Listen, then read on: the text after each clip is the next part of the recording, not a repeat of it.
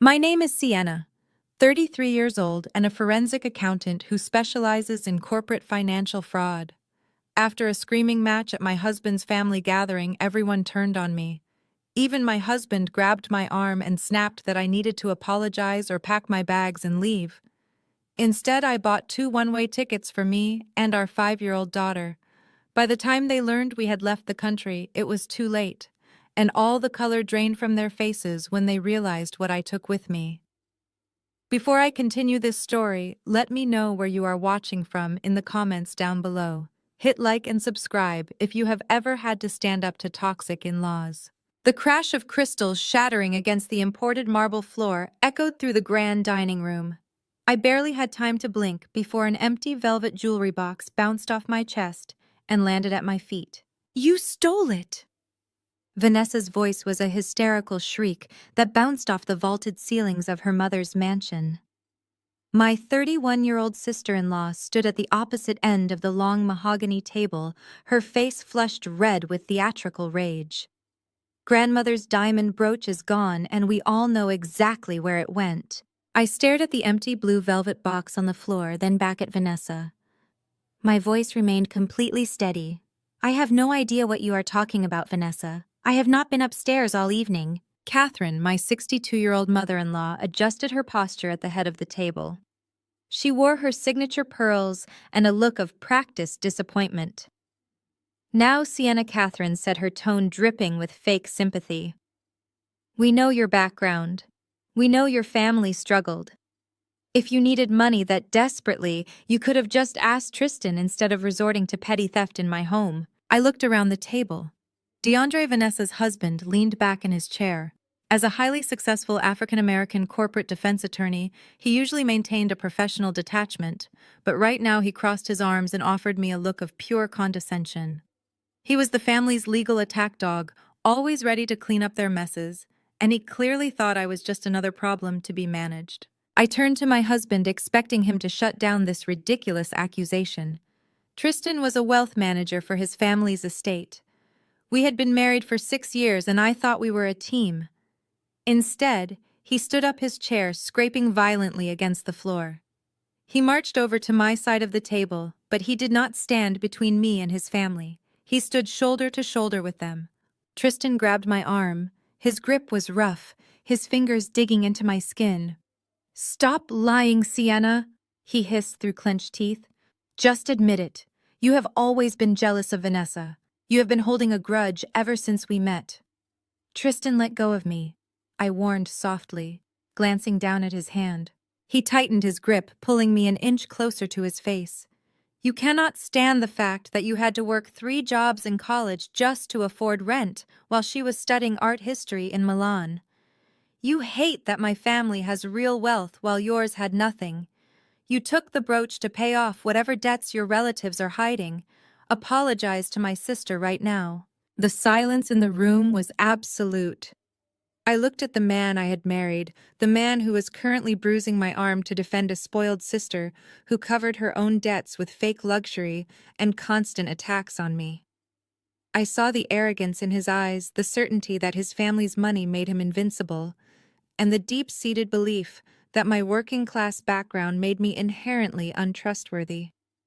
He really believed I was the villain here. Or worse, he did not care if I was innocent, as long as he kept his mother and sister happy. For years I had swallowed my pride to keep the peace. I had smiled politely when Catherine gifted me etiquette books. I had stayed silent when Vanessa mocked my sensible shoes. I had brushed it off when Tristan used our joint bank accounts to control my spending. But tonight they had crossed a line that could never be uncrossed. I did not cry. I did not raise my voice or defend myself against their baseless accusations. The panic and tears they were hoping to provoke simply did not exist. My mind, trained to dissect complex financial fraud and expose hidden truths, went completely cold and calculated. I reached over with my free hand and pried Tristan's fingers off my arm one by one. I smoothed the fabric of my dress, picked up my linen napkin, and placed it neatly on the table beside my untouched plate. "Apologize." Tristan snapped, his face turning an ugly shade of purple. Apologize to my sister and get out of my mother's house. I picked up my purse. I looked at Vanessa, who was smirking triumphantly, certain she had finally put the new money trash in her place. I looked at Catherine, who was already signaling a waiter to clean up the broken glass. And finally I looked Tristan dead in the eye. I leaned in close so only he could hear me. "You will deeply regret giving me that option," I whispered. I walked out of the room, my head held high. The heavy front doors shut behind me. Outside, a freezing rain was pouring down on the manicured driveway. I stepped into the storm, letting the icy water wash away the last traces of the woman I used to be. They wanted me out of their sight. I was finally going to give them exactly what they asked for. The hum of the jet engines shifted into a lower register as we began our descent over the Swiss Alps. Morning light spilled through the cabin windows, illuminating the snow-capped peaks in brilliant shades of gold and pale pink. Beside me, Lily stirred in her first-class pod, her small hands clutching the fleece airline blanket. She had slept through the entire transatlantic crossing, completely unaware that our lives had fundamentally changed. I reached over and gently brushed a stray curl from her forehead. We were safe. The physical distance between us and Tristan's toxic family was now measured in thousands of miles. But the real barrier I had constructed was financial and legal. The wheels touched down smoothly on the tarmac at Geneva Airport. As the aircraft taxied to the gate, I powered on my secure secondary laptop. I did not need a phone to know exactly what was happening back in Boston. The timeline I had meticulously planned was already executing itself with ruthless precision.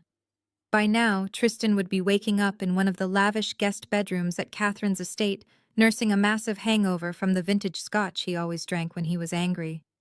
He would wait until mid-morning, ensure I had had enough time to panic about my situation, and then call his private wealth manager to freeze all of our joint checking and savings accounts.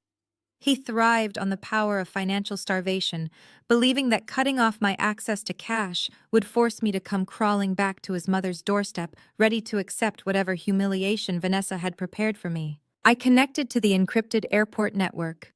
A confirmation receipt from the Internal Revenue Service sat in my secure inbox. Tristan's private banker was currently delivering news that would shatter his arrogant reality. When Tristan demanded the accounts be frozen, the banker would have to explain that the funds were already entirely inaccessible. They had not been locked by Tristan. They had been seized by the federal government. While Tristan assumed I was spending my days organizing household expenses, I had been exercising my skills as a forensic accountant. I had systematically audited my own husband. Convinced of his own invincibility, Tristan left a digital trail a mile wide. He used our joint accounts to clean dirty money, funneling unreported capital through shell companies registered in Vanessa's name before moving it to the Cayman Islands. He was just a common thief hiding behind his mother's reputation. I had compiled every wire transfer, every fraudulent tax document, and every hidden ledger into a massive, undeniable dossier. The moment our plane had lifted off from Boston, my automated systems had submitted the entire package to the IRS Criminal Investigation Division. I was not just a disgruntled wife walking away from a bad marriage. I was a protected federal whistleblower who had just handed the government a multi-million-dollar fraud case on a silver platter. Lily unbuckled her seatbelt as the cabin doors opened. "Are we at the mountains now, Mommy?" she asked, rubbing her eyes. "We are, sweetie." I smiled, helping her with her small backpack. "We are going to a beautiful new house." While I was cruising at 30,000 feet sipping sparkling water and holding my sleeping daughter's hand, my husband was waking up to a pounding headache and a completely shattered reality. Tristan peeled his face off the silk pillowcases in his childhood bedroom at Catherine's estate. It was just past 9 in the morning. He reached blindly for his phone on the nightstand, squinting against the harsh morning light filtering through the heavy drapes. He expected to see dozens of missed calls from me. He expected frantic voicemails begging him to turn my credit cards back on, pleading for forgiveness, asking if he was coming to pick up Lily and me from whatever cheap motel he assumed we had fled to. Instead, the screen showed 0 missed calls. Just my single calm reply sent hours ago. "No worries, I understand perfectly." Tristan scoffed, tossing the heavy blanket aside. He dialed my number, fully prepared to deliver a blistering lecture about respect and knowing my place. The automated voice of the carrier operator responded instantly, stating the number was no longer in service. His irritation flared into genuine anger. He marched across the room and dialed his private wealth manager, Charles. This was Tristan's favorite power play. Whenever I questioned him, whenever I dared to ask why a mysterious $50,000 charge appeared on our statements, he would cut off my access to our money. He loved reminding me that I was a guest in his financial kingdom. Charles answered on the first ring, his voice trembling. "Tristan, I was just about to call you." "Freeze all the joint accounts!" Tristan snapped, rubbing his temples. "Checking savings, the emergency fund, everything with Sienna's name on it. Suspend her platinum card immediately. She wants to throw a tantrum, she can do it without my money." There was a heavy, suffocating silence on the other end of the line. When Charles finally spoke, his voice cracked. "Tristan, I cannot do that." Tristan stopped pacing. He stared at his reflection in the antique mirror. "What do you mean you cannot do that? You are my private banker. I manage an account worth tens of millions of dollars. You do exactly what I tell you to do. The accounts are already frozen, Tristan, all of them. Even your personal holding accounts and the shell companies registered under Vanessa's name." Tristan's blood ran cold. For a split second, he assumed I had somehow bypassed his security protocols and drained the funds. "Sienna took it," he demanded, his voice rising to a shout.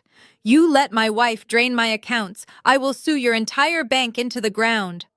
"Sienna did not take the money," Tristan Charles said quietly. "The Internal Revenue Service did." Tristan's phone nearly slipped from his grasp. The IRS Criminal Investigation Division delivered a federal seizure warrant at 6 this morning.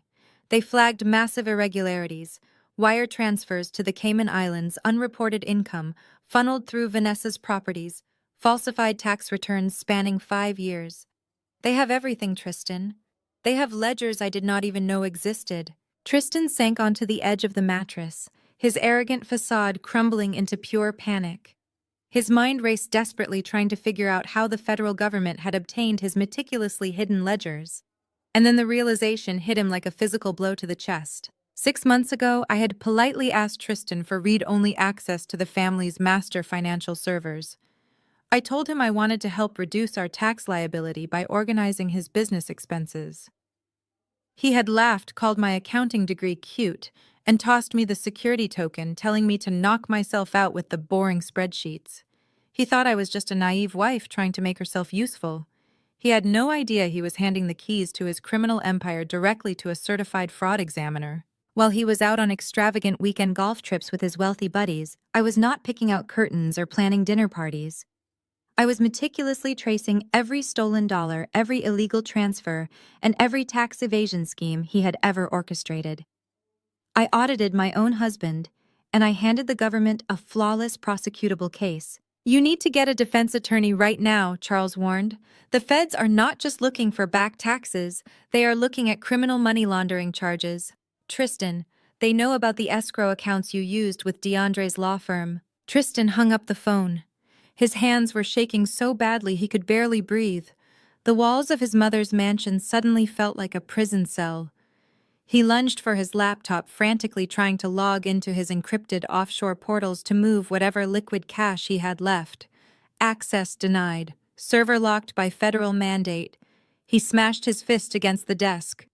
The untouchable golden boy of Boston high society had just been outplayed by the woman he constantly degraded. Before Tristan could even process the magnitude of his ruin, the heavy oak doors to the bedroom slammed open. Catherine stood in the doorway, her usual immaculate composure completely obliterated. She was not wearing her tailored morning suit or her pearls. She wore a silk robe, her face pale and drawn, her hands trembling violently. Tristan jumped up. "Mom, we have a massive problem. The IRS just seized the accounts. Sienna gave them the ledgers." Catherine did not even seem to hear him. She walked into the room like a ghost, holding a thick cream-colored envelope bearing a federal seal. It had been hand-delivered by a courier just minutes ago. "Forget the IRS." Catherine whispered, her voice hollow with absolute terror.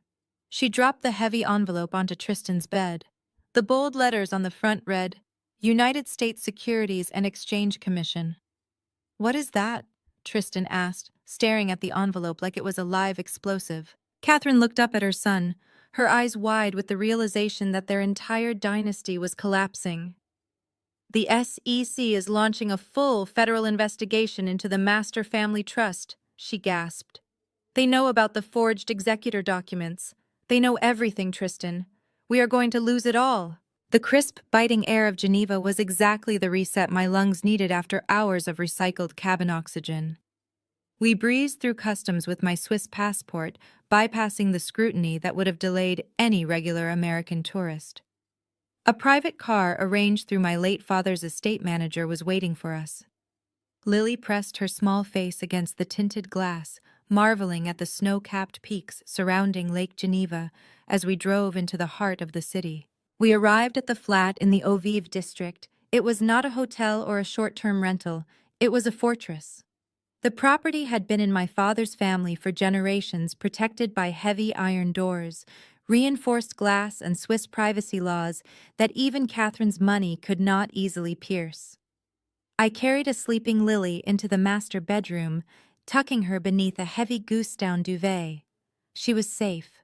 She was entirely out of their reach. I walked into the adjacent study, a room lined with dark wood paneling and antique legal texts. I placed my encrypted hard drive on the solid oak desk, flipped open my laptop, and connected to the secure local network. It was time to assess the collateral damage I had left behind in Boston. Before I could even open the IRS portal, the secure satellite phone I had purchased in the terminal began to ring. I had only given the number to one person at the firm, a junior analyst I trusted with strict instructions on who to pass it to. The caller ID was blocked. I answered on the second ring. Sienna. The voice was deep, resonant, and vibrating with barely contained rage. It was DeAndre. He did not bother with greetings. He went straight into his courtroom persona, the sharp, aggressive tone he used to annihilate opposing counsel. "Good morning, DeAndre," I said, pulling out a leather-bound chair and sitting at the desk. "I see Tristan has already run crying to his favorite corporate defense attorney." "You need to bring Lily back to the United States immediately," DeAndre snapped. His voice echoed slightly, meaning he was likely pacing in his glass-walled corner office. "Do you have any earthly idea what you have just done? I am drafting international kidnapping charges right now.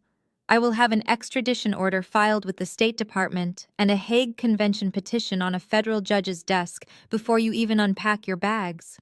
You cannot just steal a child and run away because you had a temper tantrum at a dinner party." I listened to his tirade, letting him expend his energy.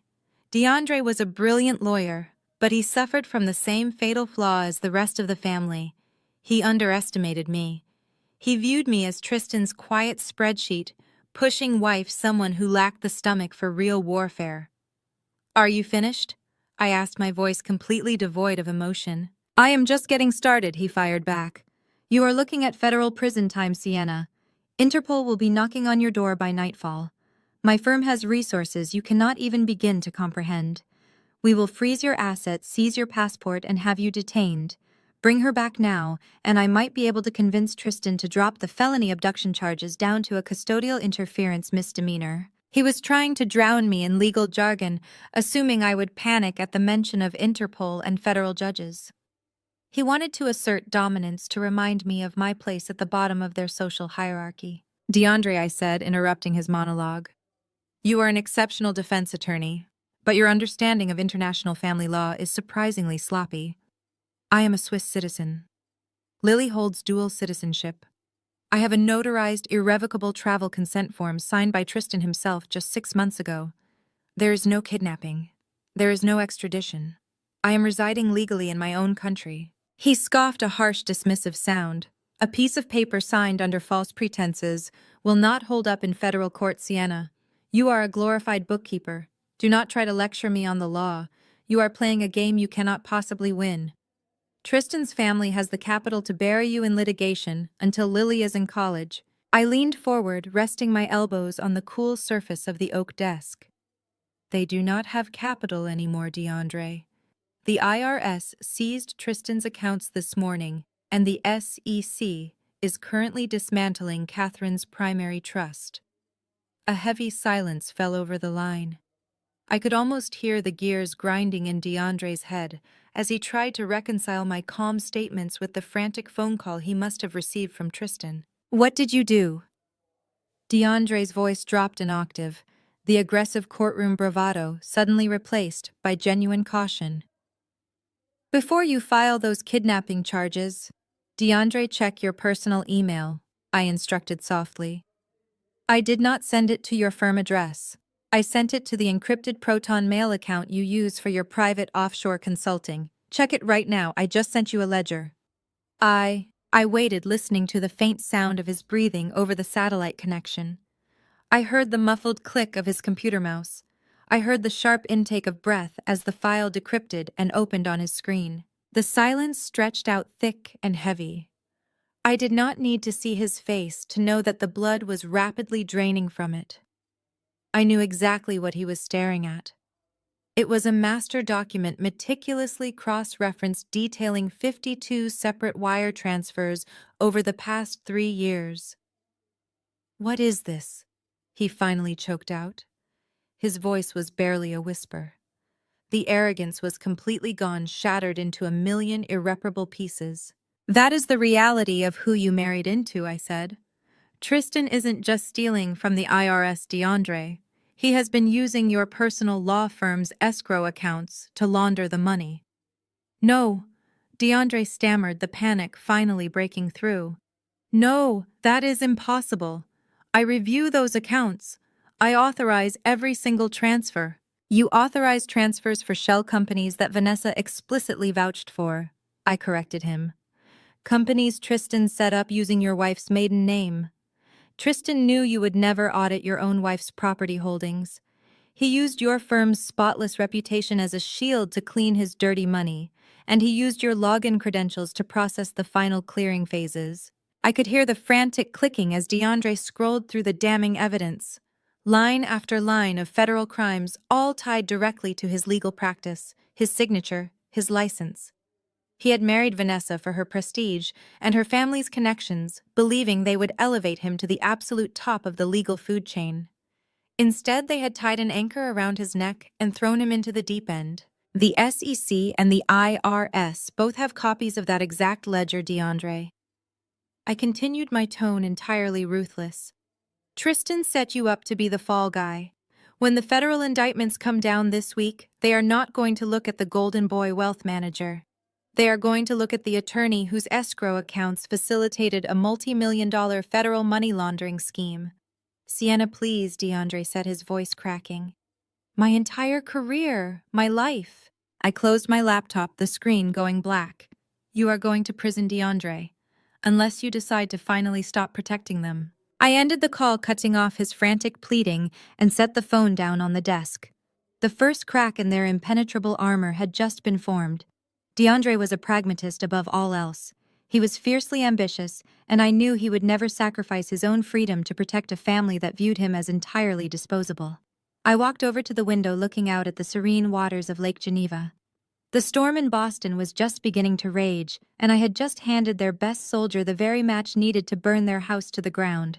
DeAndre stared at the blank screen of his secure phone. The dial tone echoed in his spacious glass-walled office, but the sound was drowned out by the rushing of blood in his ears. Sienna had hung up. He looked back at his computer monitor, where the decrypted ledger glared back at him like a death sentence. 52 transactions. Millions of dollars moving through his firm's escrow accounts, authorized by his own digital signature, washing Tristan's stolen capital before vanishing into offshore trusts. He did not pause to grab his briefcase. He bypassed his confused secretary and took the private elevator down to the parking garage. The drive to Catherine's estate was a blur of aggressive lane changes and mounting fury. For 3 years he had played the role of the grateful son-in-law, putting up with Catherine's thinly veiled condescension and Tristan's arrogant sneers because being attached to their family name opened doors in the Boston legal world. He thought he was using their prestige to build his empire. Instead, they had been using him as a human shield. DeAndre slammed his car into park in the circular driveway, completely ignoring the valet. He marched through the massive mahogany front doors of the estate without knocking. The atmosphere inside the foyer was chaotic. Servants were scurrying away from the main drawing room where raised voices echoed off the vaulted ceilings. DeAndre strode directly into the room. Tristan was pacing frantically, his face pale and slick with sweat, while Catherine stood by the fireplace, clutching a crumpled document bearing the federal seal of the Securities and Exchange Commission. "You son of a bitch!" DeAndre roared, his voice booming across the room. Tristan flinched, spinning around. "DeAndre, listen to me. We have a minor situation to handle." A minor situation. DeAndre closed the distance between them and shoved his tablet hard against Tristan's chest.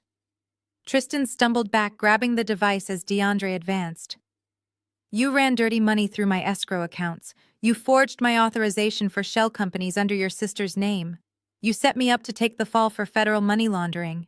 Catherine stepped forward, her posture rigid, desperately attempting to exude her usual aristocratic authority.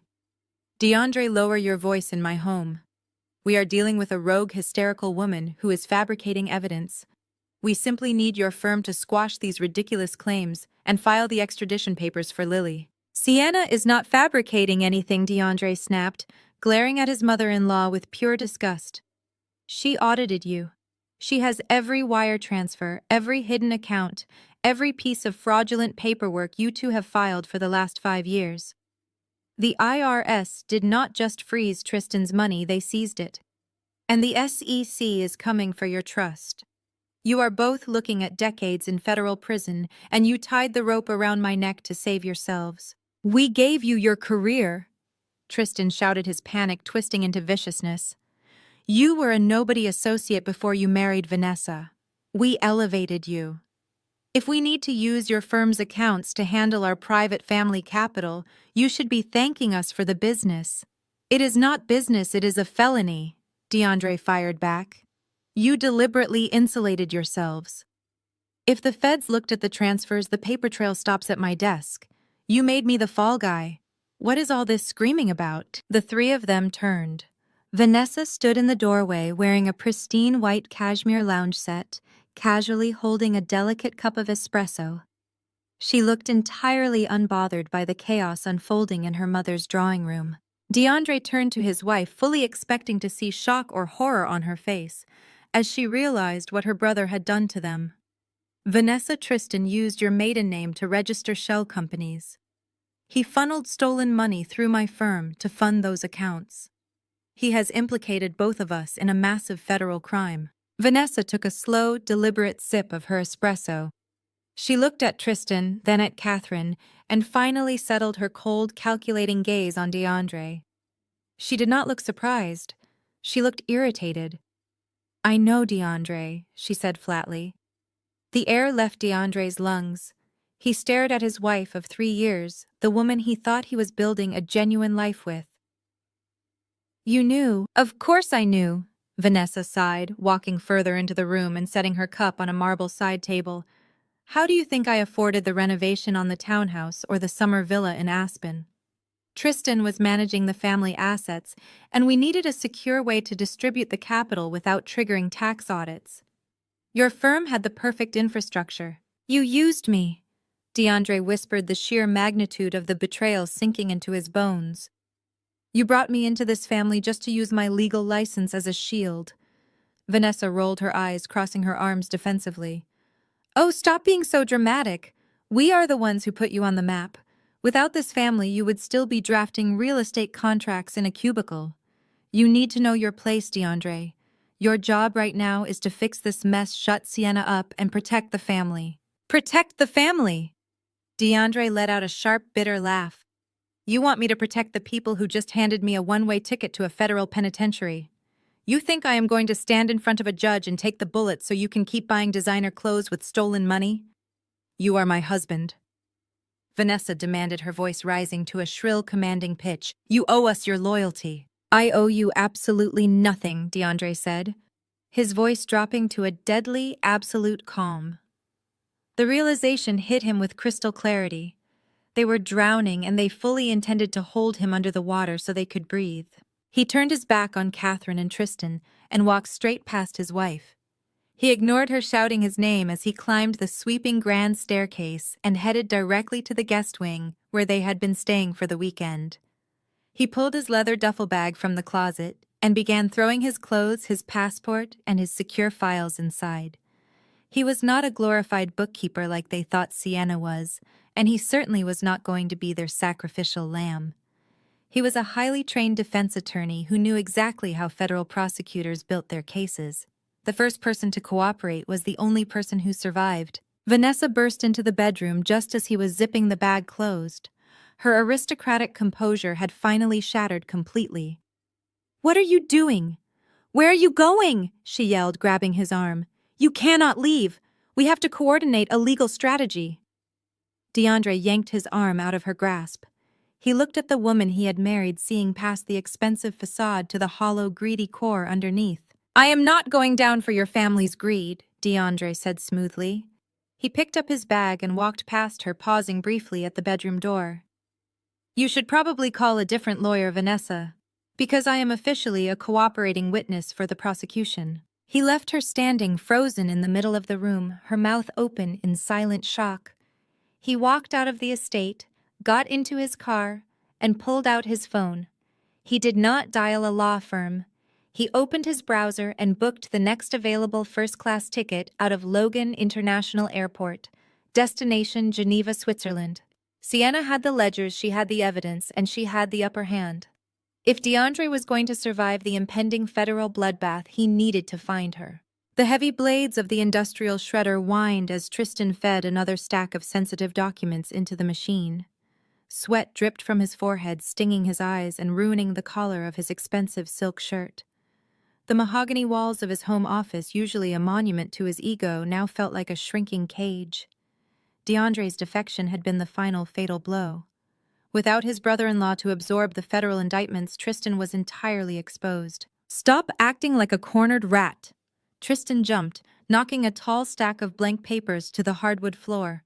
Catherine stood in the doorway, her posture rigidly perfect, radiating cold contempt. She looked at her son, not with maternal sympathy, but with the disgust of a general watching a soldier desert his post. "They froze everything, Mom?" Tristan choked out, his voice cracking with panic. "The SEC, the IRS. DeAndre is packing his bags and going to testify against us. I don't have a single cent to my name right now to even retain a defense attorney. I need you to wire funds to my legal team." Catherine stepped into the room and slammed a thick manila folder onto his desk. "I have already liquidated a shadow account in the Bahamas that your idiot wife did not know about. But I am not wasting it on defense attorneys yet. We have a much more pressing matter to handle." Tristan stared at her, utterly confused. "What could possibly be more pressing than federal prison?" Lily Catherine snapped. "Sienna thinks she can humiliate this family, steal my granddaughter, and hide behind a foreign passport. She believes international borders apply to people like us. They do not." Tristan wiped his brow, leaving a streak of grease across his skin. "Mom, you cannot just send someone to Switzerland. DeAndre said she has a legal right to be there. She is a citizen, the Hague Convention. The Hague Convention is for poor people who rely on courts to fight their battles." Catherine interrupted, her tone laced with absolute blinding arrogance. "I rely on cash. I have just retained a private extraction team, 3 former military contractors who specialize in international asset retrieval. They do not ask questions, they do not care about jurisdiction, and they do not fail." Tristan stared at the manila folder.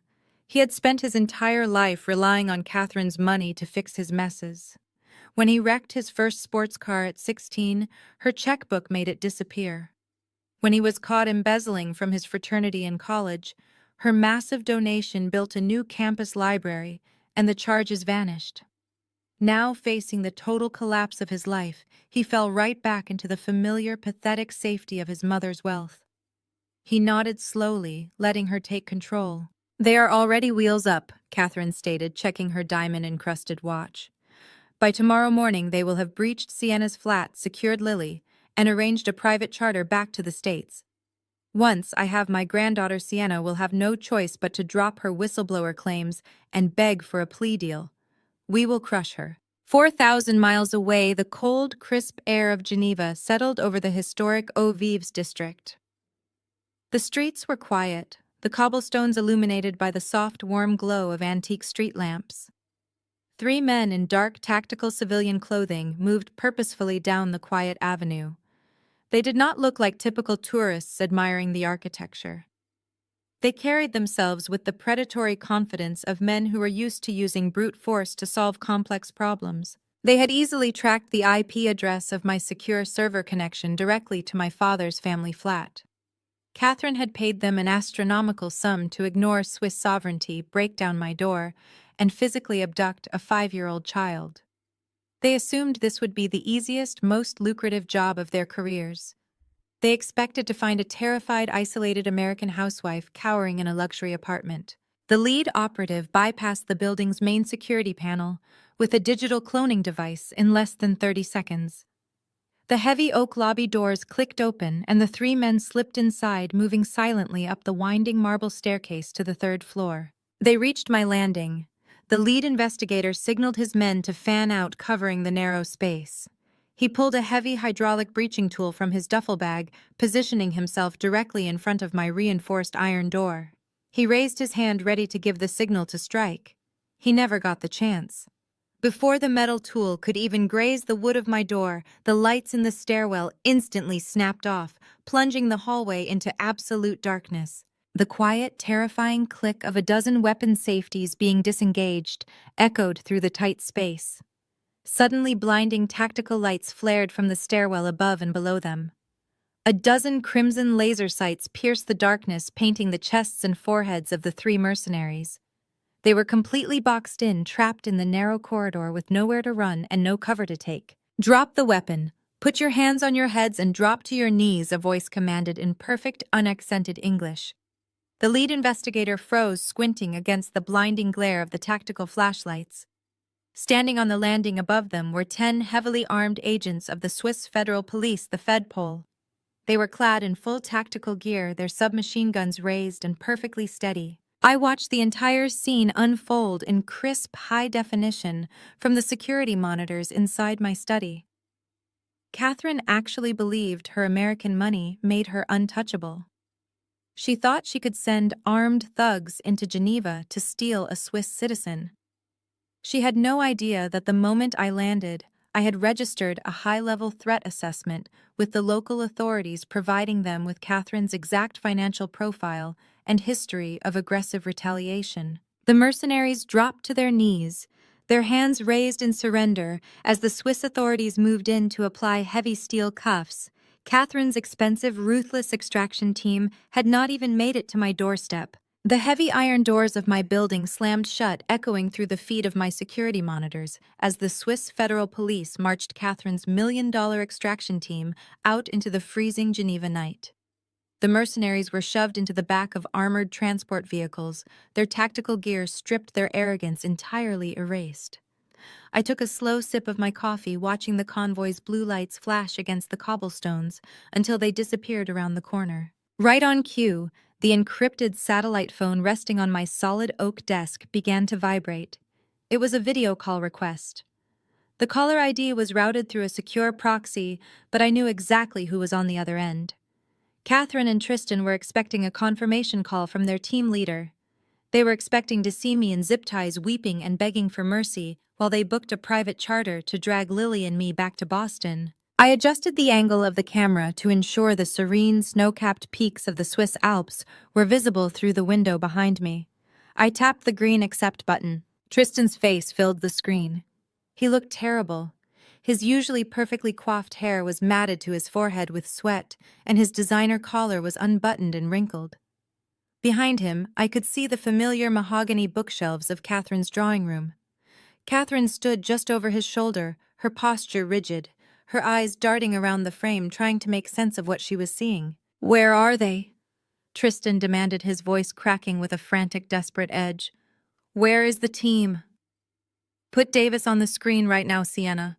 If you try to negotiate with them, I swear to God. I cut him off, my voice perfectly level and devoid of any emotion. Davis is currently sitting in the back of a Swiss federal transport vehicle, Tristan. He and his 2 associates are being processed for international espionage, attempted kidnapping, and carrying unregistered firearms across international borders. They are looking at a minimum of 20 years in a Swiss high-security prison. Tristan stared at the camera, his mouth opening and closing soundlessly. Catherine shoved him aside, pulling the laptop closer to her own face. "You are lying?" Catherine spat her aristocratic mask, slipping to reveal the raw panic underneath. "You do not have the capital to hire a security detail capable of intercepting top-tier military contractors. I froze your joint accounts. You have nothing. You are a glorified accountant trying to play a game with people who own the board." I leaned forward, resting my elbows on the desk. "You still do not understand what is happening, Catherine. I did not hire private security. I did not need to spend a single dime.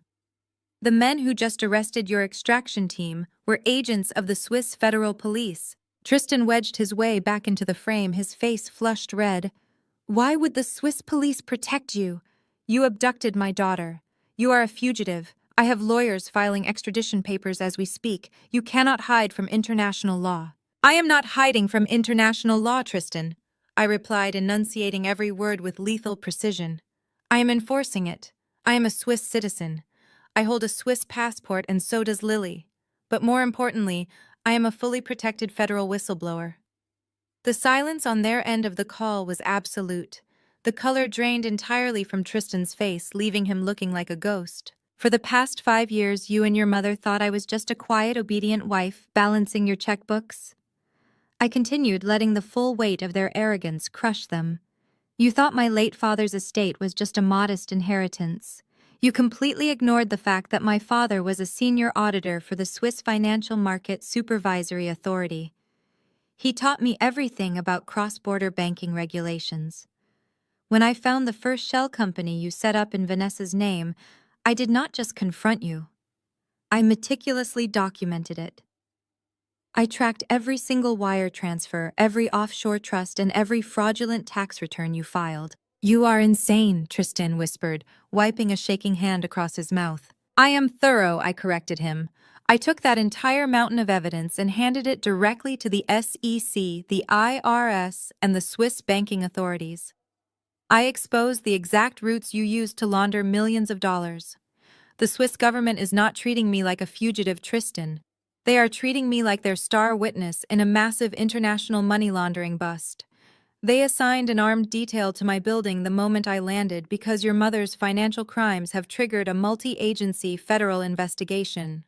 You did not just send armed thugs to my flat. You sent them into a federal sting operation." Catherine staggered back from the camera, clutching the edge of a mahogany side table to steady herself. Her impenetrable empire was collapsing in real time. She had spent decades buying politicians, bullying judges, and silencing anyone who dared to question her family. Now she was staring at the one woman she had relentlessly underestimated, the woman who had just handed her over to international authorities on a silver platter. "Sienna, please," Tristan begged, his voice dropping an octave, completely abandoning his aggressive posture. "We can fix this. We can reach an agreement. You do not have to do this to the family. Lily needs her father." I smiled, but there was no warmth in it. It was the smile of a predator watching its prey realize the trap had already snapped shut. "You do not get to use Lily as a bargaining chip anymore, Tristan. I severed your parental rights the second my plane left the tarmac. And the financial crimes are just the beginning of the paperwork I filed." Tristan blinked, his desperate expression faltering into absolute confusion. "What are you talking about? What other paperwork?" I leaned back in my leather chair, letting the silence stretch out for a few agonizing seconds. I wanted him to feel the fear. I wanted Catherine to hear every single word. "By the way, Tristan," I stated, my voice echoing coldly through the computer speakers, "I filed the medical records in family court this morning. The ones from my private physician in Boston. Do you want to tell your mother why I needed an emergency infectious disease screening last month? Or should I read the clinic results out loud right now?" Tristan's face went entirely slack. He lunged toward the laptop camera, his eyes wide with a sudden frantic terror. "Shut up, Sienna!" Tristan hissed, his hands gripping the edge of the mahogany desk so hard his knuckles turned white. "You are bluffing. You do not have any records. You are just trying to provoke my mother." I did not blink. I reached just outside the camera frame and pulled a thick white envelope bearing the unmistakable crest of Boston General Hospital onto my desk. I slid the official laboratory report out, holding it up so the high-definition lens could capture every damning line of text. Department of Infectious Diseases. I read, my voice as calm and steady as a metronome. Patient Sienna Thorne. Diagnosis positive for a severe antibiotic-resistant strain of syphilis, accompanied by secondary complications requiring an emergency intravenous treatment protocol. The silence that fell over Catherine's drawing room was absolute. Tristan looked like he had been physically struck. He stumbled backward, his heel catching on the edge of the Persian rug, sending a crystal bourbon decanter crashing to the hardwood floor. "It turns out your quarterly executive golf trips to Miami were far more strenuous than you let on." Tristan, I continued, letting the cold reality of my words sink into his skin. "Though I suppose sleeping with high-end escorts without protection does carry its own unique set of occupational hazards." Catherine stood frozen. She stared at the screen, and then she slowly turned her head to look at her son. For a fleeting second, the naive, hopeful girl I used to be thought I might actually see a shred of maternal horror. I thought Catherine might express a single ounce of sympathy for the fact that her son's reckless, selfish infidelity had permanently compromised my health. I should have known better. "You filed this." Catherine's voice was a barely contained, breathy shriek. She stepped right over the broken glass on the floor, marching toward the camera until her face filled the screen. "You filed these medical records in Suffolk County Family Court today. At 8 o'clock this morning, Boston time," I confirmed smoothly, "along with my official petition for an at-fault divorce and full, irrevocable sole custody of Lily. Under Massachusetts family law, proving that a spouse knowingly transmitted a severe infectious disease constitutes extreme cruelty and reckless endangerment. Tristan is legally unfit to parent. He will never have unsupervised access to my daughter again." "Do you have any earthly idea what you have just done?" Catherine screamed, her hands flying to the sides of her perfectly styled hair. She was not looking at Tristan. She was glaring at me through the screen, her eyes completely wild with a terrifying primal panic. "Family court filings are public records, Sienna. They are accessible to the press. The Boston Globe combs through those dockets every single morning." I watched the realization wash over her in real time. Catherine Thorne, the undisputed queen of Boston's elite social circles, was not horrified that her son was a serial adulterer. She did not care that I had spent a week in a hospital bed attached to an IV drip. She was having a complete psychological meltdown because her pristine, carefully curated social facade was about to be globally obliterated. "My friends at the country club," Catherine gasped, her breathing turning shallow and erratic as she backed away from the laptop. "The foundation board members, the charity gala committee. They will all see this. They will read about my son carrying a venereal disease in the morning paper. We will be the laughingstock of the entire East Coast. They will read about a lot more than that." Once the federal indictments drop, I reminded her, refusing to let her change the subject or minimize the destruction.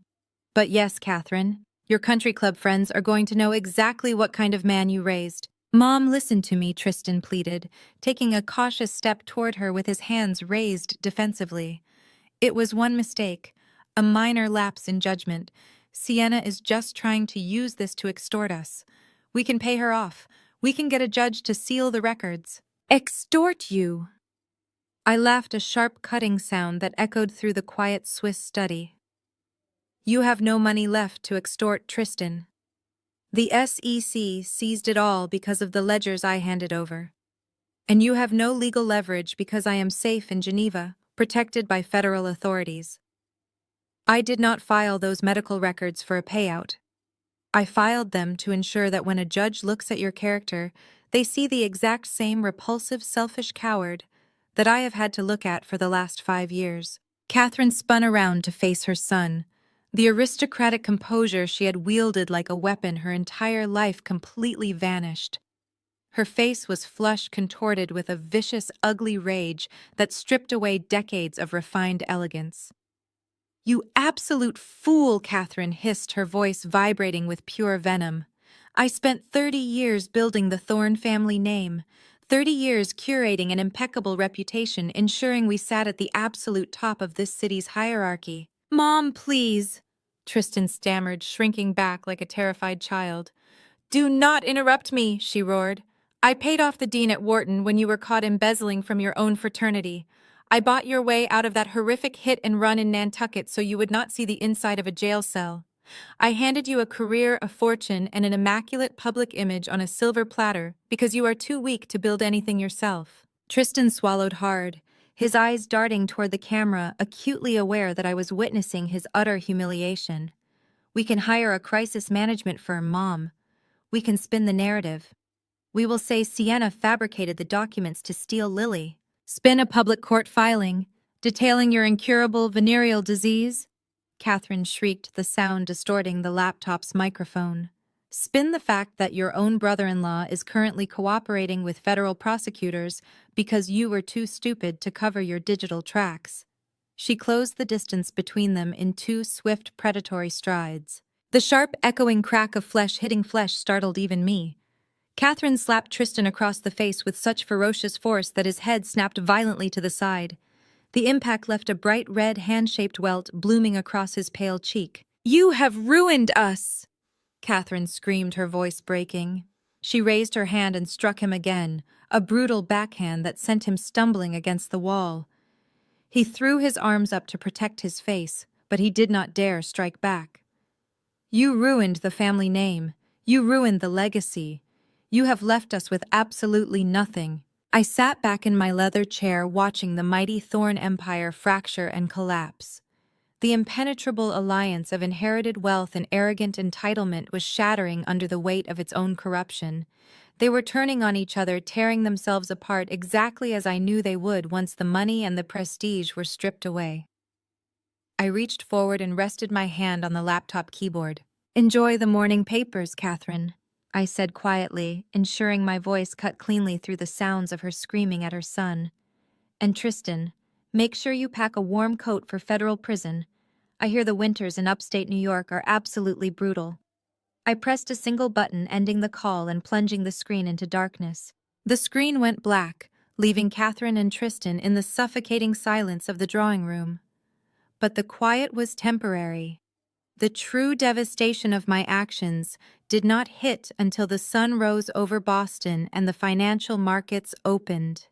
The family court filings were public record, and as Catherine had accurately predicted, the press had been tipped off. By 8 in the morning, local news stations were running breaking segments on the sudden SEC raid at Thorne Capital, using the scandalous divorce documents and the severe medical disclosures as fuel for the fire. Tristan retreated to his home office, locking the heavy mahogany doors behind him. He sat paralyzed behind his desk as the first alert pinged on his secure server. Then came another, and another. Thorne Capital was an institution built entirely on generational trust and the illusion of impenetrable stability. Now that illusion was being violently dismantled on live television.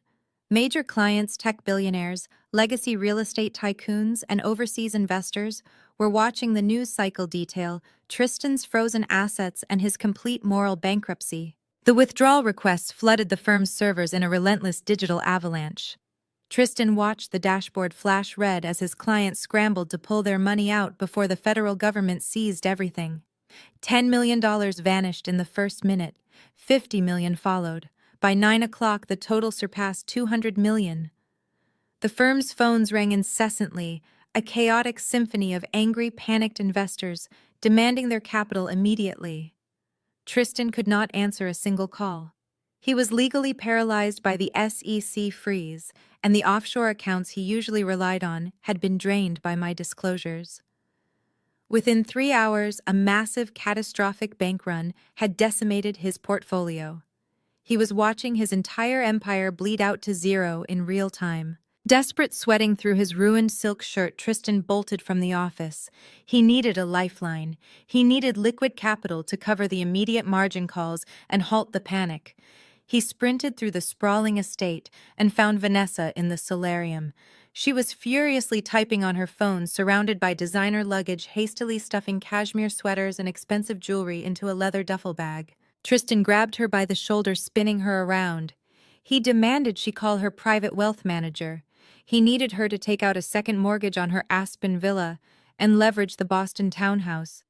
He pleaded with her, his voice cracking with hysteria, explaining that if he could just show the board a sudden influx of liquid cash, he could temporarily stabilize the firm's standing. Vanessa yanked her shoulder out of his grip, her face contorting into a mask of bitter, pure cruelty. She let out a sharp, mocking laugh that echoed off the glass walls of the solarium. "You are completely out of your mind," Vanessa spat, kicking one of her suitcases toward the door. "There is no equity left to pull, Tristan. None. The townhouse has 3 liens on it, and the Aspen property is mortgaged to the absolute maximum limit." Tristan stared at her, the color draining from his face. He asked how that was even mathematically possible given her massive monthly allowance. Vanessa stepped right into his space, her aristocratic facade completely shattered by her own mounting panic. She revealed that her opulent lifestyle, the private jets, the European shopping sprees, and the endless renovations had been funded entirely by borrowing against those properties for years.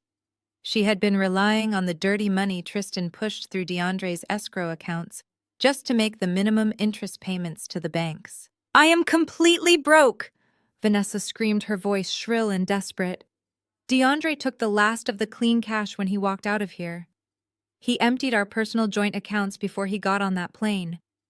You are not getting a single dime from me because there is absolutely nothing left to give. You built a house of cards, Tristan, and you expected me to foot the bill when the wind blew."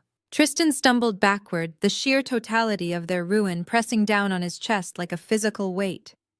He sank onto a velvet chaise lounge, burying his face in his hands.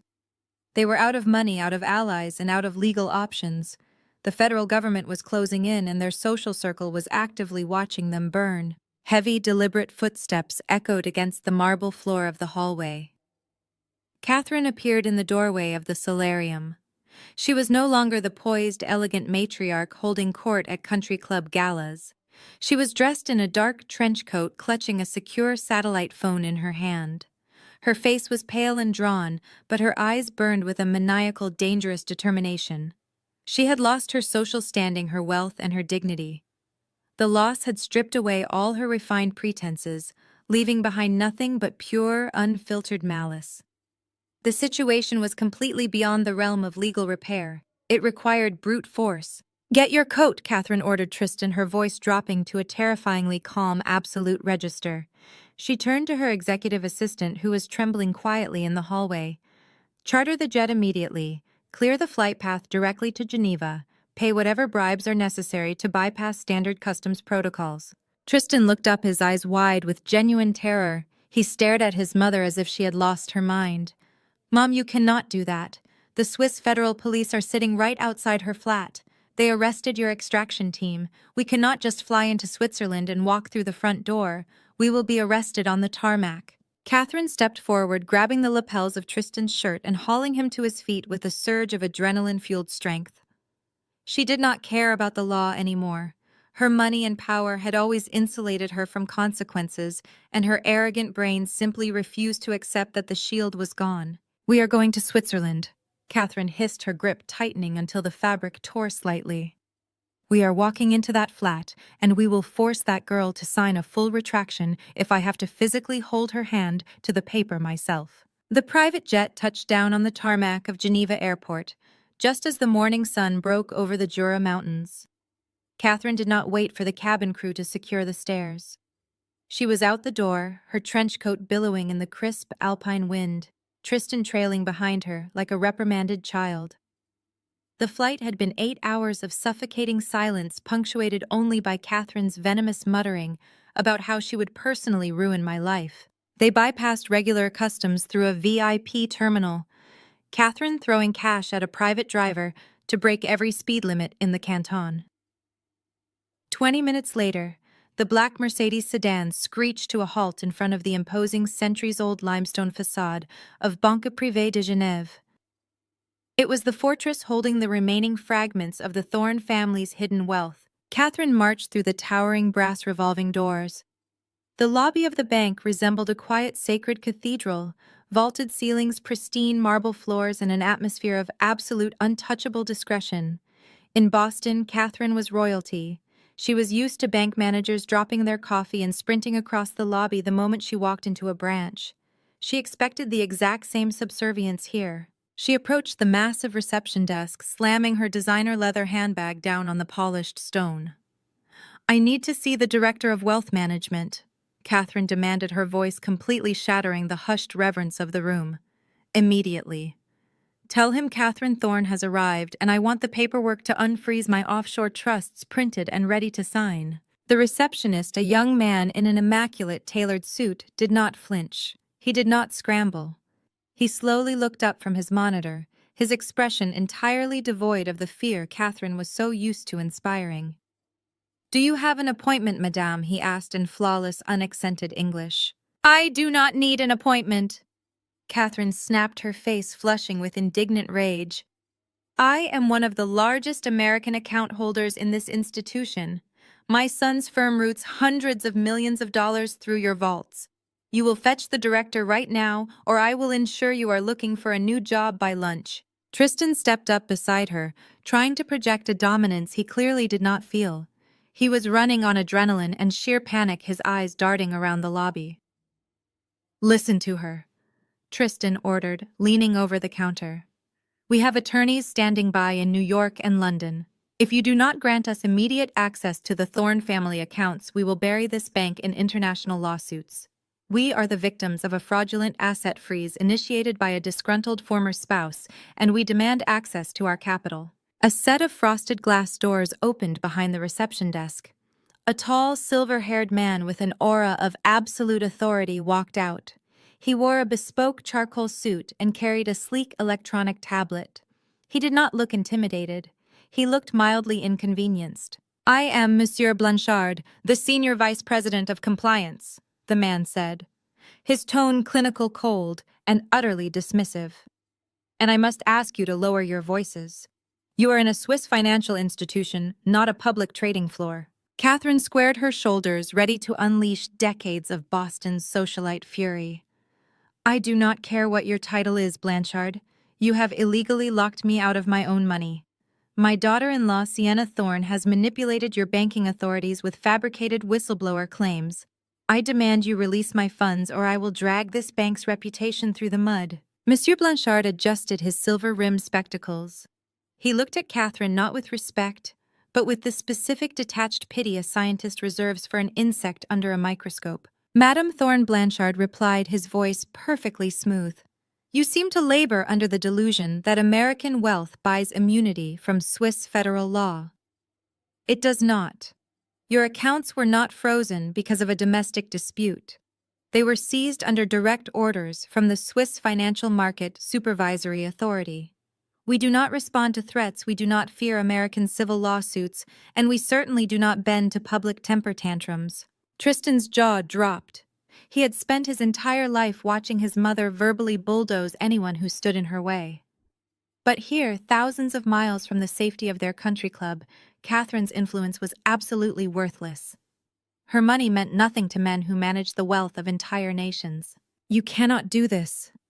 Tristan stammered, his facade crumbling. "That money is the only thing keeping my firm alive. The SEC is tearing my life apart in Boston. I need those offshore reserves to satisfy my margin calls. Sienna stole my daughter, and she is holding my money hostage." Blanchard's expression hardened into a mask of pure ice. "We are fully aware of your situation with the SEC, Mr. Thorne. In fact, our compliance department has been in direct communication with American federal prosecutors since yesterday evening. The assets in question are currently classified as evidence in an international money laundering syndicate. You are incredibly fortunate that my security team has not already handed you over to the local gendarmes for creating a disturbance." Catherine turned red, her chest heaving as she struggled to comprehend her total loss of control. "I want to see the director," she demanded, her voice dropping to a dangerous, desperate hiss. "Now. I am not leaving this building until I speak to the person in charge. You are harboring a fugitive. Sienna is hiding somewhere in this city, and I know she is using your bank to facilitate her crimes." Blanchard looked at her for a long, agonizing moment. The silence in the lobby was deafening. Then a tiny, almost imperceptible smirk touched the corner of the Swiss banker's mouth. "As you wish," Madame Blanchard said, gesturing toward a set of heavy, secure elevators at the far end of the lobby. "The Director of Wealth Management has actually been expecting your arrival. If you will follow me to the executive boardroom." Catherine shot Tristan a triumphant look. She adjusted her coat, mistaking the banker's compliance for submission. She honestly believed she had won. She believed that once she was behind closed doors with the director, she could bribe, threaten, or bully her way back to the top of the food chain. Tristan wiped the sweat from his forehead, letting out a shaky breath of relief as they followed Blanchard into the elevator. The doors closed and the elevator shot up to the penthouse level. The ride was silent. Catherine kept her chin high, mentally preparing her list of demands. She was going to freeze my accounts. She was going to demand my exact location. She was going to hire local mercenaries to drag me out of Switzerland. The elevator chimed, and the doors slid open to reveal a sprawling, ultra-modern executive floor. Blanchard led them down a wide corridor lined with abstract art and soundproof glass. They stopped in front of a massive set of solid oak double doors. "The director and our key compliance officers are waiting inside," Blanchard stated, placing his hand on the brass handle. "I suggest you choose your next words very carefully, Madame Thorne." "I always do," Catherine snapped, stepping forward as Blanchard pushed the heavy oak doors open. Catherine and Tristan marched into the boardroom, ready to unleash their full arsenal of intimidation and arrogance. They took 2 steps into the cavernous room and stopped dead in their tracks. The blood drained from Catherine's face. Tristan let out a strangled, breathless gasp. The boardroom was vast, lined with panoramic windows overlooking the pristine waters of Lake Geneva. Standing along the walls were 3 armed agents of the Swiss Federal Police. Sitting at the sides of the massive mahogany conference table were 2 senior Swiss banking executives and a representative from the American consulate. And sitting comfortably at the very head of the table, dressed in an immaculate white blazer, with a steaming cup of espresso resting in front of her, was me. I smiled at my former mother-in-law, interlacing my fingers and resting them on the polished wood. "You wanted to see the person controlling your assets, Catherine," I said, my voice echoing with absolute, undeniable authority. "Take a seat. We have a lot to discuss." The sheer magnitude of the shock seemed to temporarily paralyze them both. Catherine stood frozen just inside the doorway, her manicured hand hovering uselessly over the brass handle. She looked from the armed Swiss Federal Police guards to the stoic banking executives and finally back to me. Her mouth opened, but the commanding, venomous words she had undoubtedly prepared died in her throat. For a woman who had spent her entire adult life orchestrating the destruction of others, walking blindly into an ambush was a concept her brain simply could not process. Tristan, however, lacked his mother's calculating restraint. His panic had fully mutated into a frantic, blinding delusion. He shoved past Catherine, his eyes locking onto the man sitting to my left. He recognized the official lapel pin immediately. "You brought the American consulate." Tristan practically gasped, a manic, breathless smile stretching across his face. He actually believed this was a victory. He turned to look at Catherine, gesturing wildly toward the table. "Do you see this, Mom? She played right into our hands. They brought the consulate. They are going to process the extradition right here." The representative from the consulate did not smile back. He adjusted his tie and looked at Tristan with a mixture of professional courtesy and profound pity. "Mr. Thorne," the representative stated, his voice echoing cleanly off the glass walls, "I am not here to process an extradition. I am here as an official observer for a protected United States federal witness. I strongly suggest you lower your voice and take a seat." Tristan's manic smile vanished. His chest heaved as his rapid breathing echoed in the quiet room.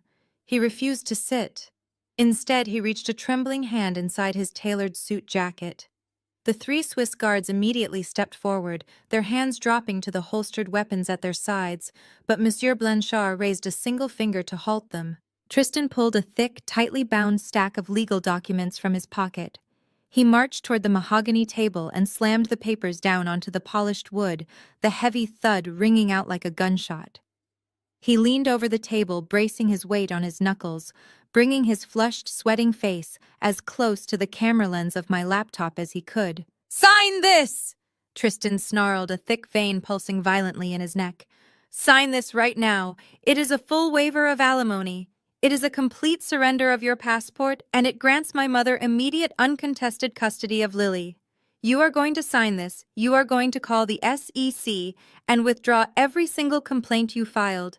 And in exchange, I won't have you thrown in a locked psychiatric ward the second we land in Boston. I will tell the judge you had a postpartum psychotic break. I will save you from federal prison Sienna. But you have to sign this right now." I looked down at the documents. The arrogance was staggering. His empire was burning to the ground. His extraction team was currently being processed for international felonies, and he still believed he possessed the authority to dictate the terms of my surrender. I did not flinch. I did not raise my voice. I simply reached out and picked up the delicate porcelain cup resting on its matching saucer. The rich, dark aroma of the espresso grounded me in the reality of the moment. I took a slow, deliberate sip, letting the hot liquid warm my throat. I placed the cup back down. The soft clink of the porcelain was the only sound in the room. "You brought the wrong paperwork, Tristan," I replied smoothly. Before he could launch into another screaming fit, the heavy oak door connecting the boardroom to the private executive suite clicked open. DeAndre walked into the room. He looked immaculate. He wore a sharp charcoal gray Tom Ford suit, his posture perfectly relaxed. In his right hand, he carried the heavy leather briefcase that I knew contained the darkest, most closely guarded secrets of the Thorne family's financial syndicate. Tristan exhaled a massive, shuddering breath. The tension visibly drained from his shoulders as he looked at his brother-in-law. To Tristan, DeAndre was the ultimate fixer. He was the brilliant legal mind who had spent years cleaning up Tristan's messes, hiding Catherine's offshore transfers, and keeping the family completely untouchable. "Glad you made it, DeAndre." Tristan sneered, turning his venomous glare back to me. He pointed a shaking finger at my face. "Show this crazy woman the law. Explain to her exactly what happens to a spouse who commits international kidnapping and corporate sabotage. Destroy her." DeAndre did not walk over to Tristan. He did not stand by Catherine, who was watching him with a sudden, dawning suspicion. Instead, DeAndre walked around the long expanse of the mahogany table. He pulled out the ergonomic leather chair positioned directly to my right. He sat down, placed his heavy leather briefcase on the table, and calmly snapped the brass latches open. He looked up, meeting Tristan's frantic gaze with absolute chilling indifference. "I am not your lawyer anymore," Tristan, DeAndre stated, his voice cutting through the room like a blade. "I am hers." Tristan's jaw went completely slack. He stumbled backward as if he had been physically struck, bumping into Catherine. Catherine gripped his arm, her manicured nails digging into his suit jacket as the reality of the ultimate betrayal washed over her. "What are you talking about?" Catherine hissed, her voice trembling with a rage she could barely suppress. "You work for me, DeAndre. I built you. I made you a partner. You are married to my daughter." "I filed for divorce from Vanessa yesterday morning," DeAndre corrected without missing a beat. "She drained my personal accounts to fund her lifestyle while secretly leveraging all of our properties. But more importantly, Catherine, I am not going down with your sinking ship. Sienna approached me 6 months ago. She showed me the shadow ledgers you were keeping, the ones where you forged my signature to authorize the Cayman Island wire transfers. You were setting me up to be the sole fall guy when the federal government inevitably caught up with you." "That is a lie," Catherine shrieked, entirely abandoning her aristocratic composure. "You ungrateful parasite! You are nothing without this family." "I am a man with full federal immunity," DeAndre replied calmly, pulling a pristine single sheet of paper from his briefcase and sliding it across the table toward Tristan. "I surrendered my role as chief counsel for Thorne Capital yesterday. I handed over every encrypted drive, every unredacted email, and every falsified tax return directly to the Department of Justice. In exchange for my complete cooperation, they granted me blanket immunity. Sienna and I have been coordinating this transition since the day you threatened to take Lily from her. Tristan stared at the single sheet of paper resting in front of him. His hands were shaking so violently he could not even pick it up. "What is this?" Tristan choked out, his eyes darting between me and DeAndre. "That is your actual divorce settlement," I answered, lacing my fingers together on the table. "It is a voluntary surrender of all your parental rights. It is an admission of fault in the marriage due to your documented infidelity and reckless endangerment of my health. And it is a complete, irrevocable forfeiture of any claim to my assets or the federal whistleblower bounty I will be receiving from the SEC. I will never sign that," Tristan yelled, slamming his fist onto the table. "I will fight you in every court in America. I will drag this out for a decade. Then you will go to federal prison for 20 years, I said softly, the absolute finality of my words suffocating the last remaining embers of his defiance. "And your mother will be in the cell block right next to you. Sign the paper, Tristan, because the Swiss police standing behind you are just waiting for my signal to execute the international arrest warrants." Tristan stared at the settlement resting on the polished wood, his breathing shallow and erratic. He looked at DeAndre, his former brother-in-law, his primary fixer, the man who had expertly buried every illicit trade and quieted every defrauded investor for the last decade. DeAndre did not look back with any trace of the quiet subservience Tristan was so accustomed to demanding. He looked like a man who had finally excised a terminal tumor. "You gave them the ledgers," Tristan whispered, the horrific realization hitting him like a physical blow to the chest. "The Cayman accounts, the shell companies in Dubai." "Every single one," DeAndre confirmed, his voice devoid of any sympathy or hesitation. "I gave them the unredacted master files, Tristan. The exact drives you explicitly ordered me to incinerate after the federal audit last quarter. I handed over the routing numbers for the offshore trusts, the falsified board minutes, and the wire transfer logs you authorized using your client's pension funds to cover your personal margin calls. The Department of Justice has everything. The Securities and Exchange Commission has already frozen your domestic accounts based on my sworn testimony. You have absolutely no leverage, no liquid capital, and as of this morning, no legal representation." DeAndre leaned back in his ergonomic chair, gesturing toward me with a calm, deliberate motion. "I represent Sienna now. My sole professional objective is to ensure she receives maximum leverage and complete legal protection from the radioactive fallout of your collapsing criminal empire.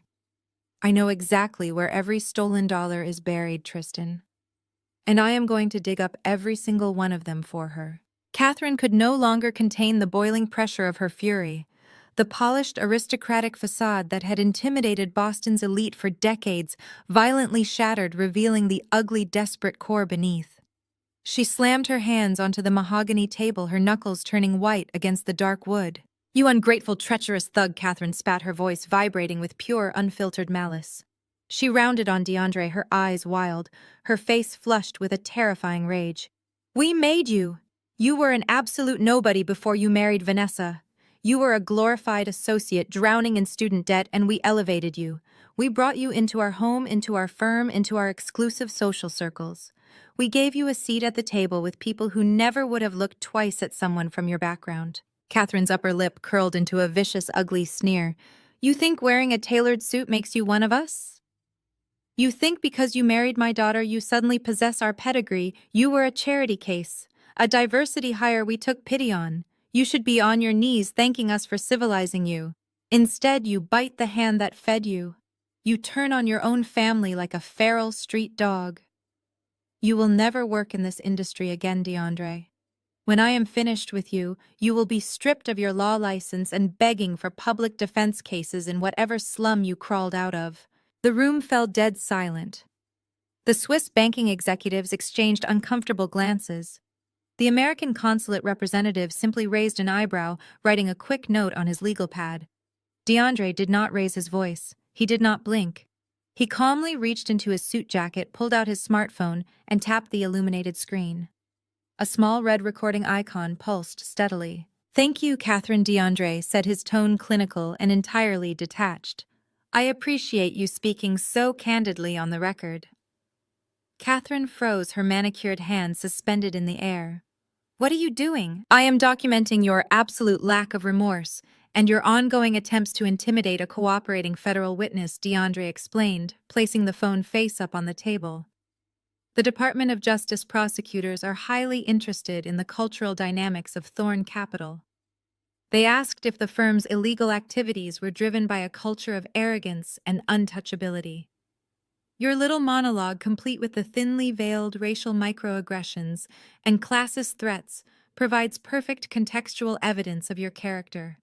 It will play beautifully in federal court when the prosecution establishes your role as the mastermind behind the family's financial crimes. Catherine's face drained of all color, transforming into a sickly, ghostly pale. The realization that her own venomous pride had just handed federal prosecutors a loaded weapon paralyzed her completely. She sank back into her leather chair, her breath catching in her throat, the fight completely draining from her rigid posture. She was trapped, and she knew it. "Sienna, please!" Tristan begged, his voice cracking, breaking the heavy silence. The arrogance was completely gone from him, replaced by a raw, naked terror. He looked like a cornered animal, his eyes darting from DeAndre to the Swiss police officers, standing immovably by the doors. "You do not have to do this. We can settle this quietly. I will give you whatever you want. You want the Boston estate. Take it. You want full custody of Lily Fine. I will sign the papers right now. Just call off the federal agents. Tell DeAndre to retract his testimony.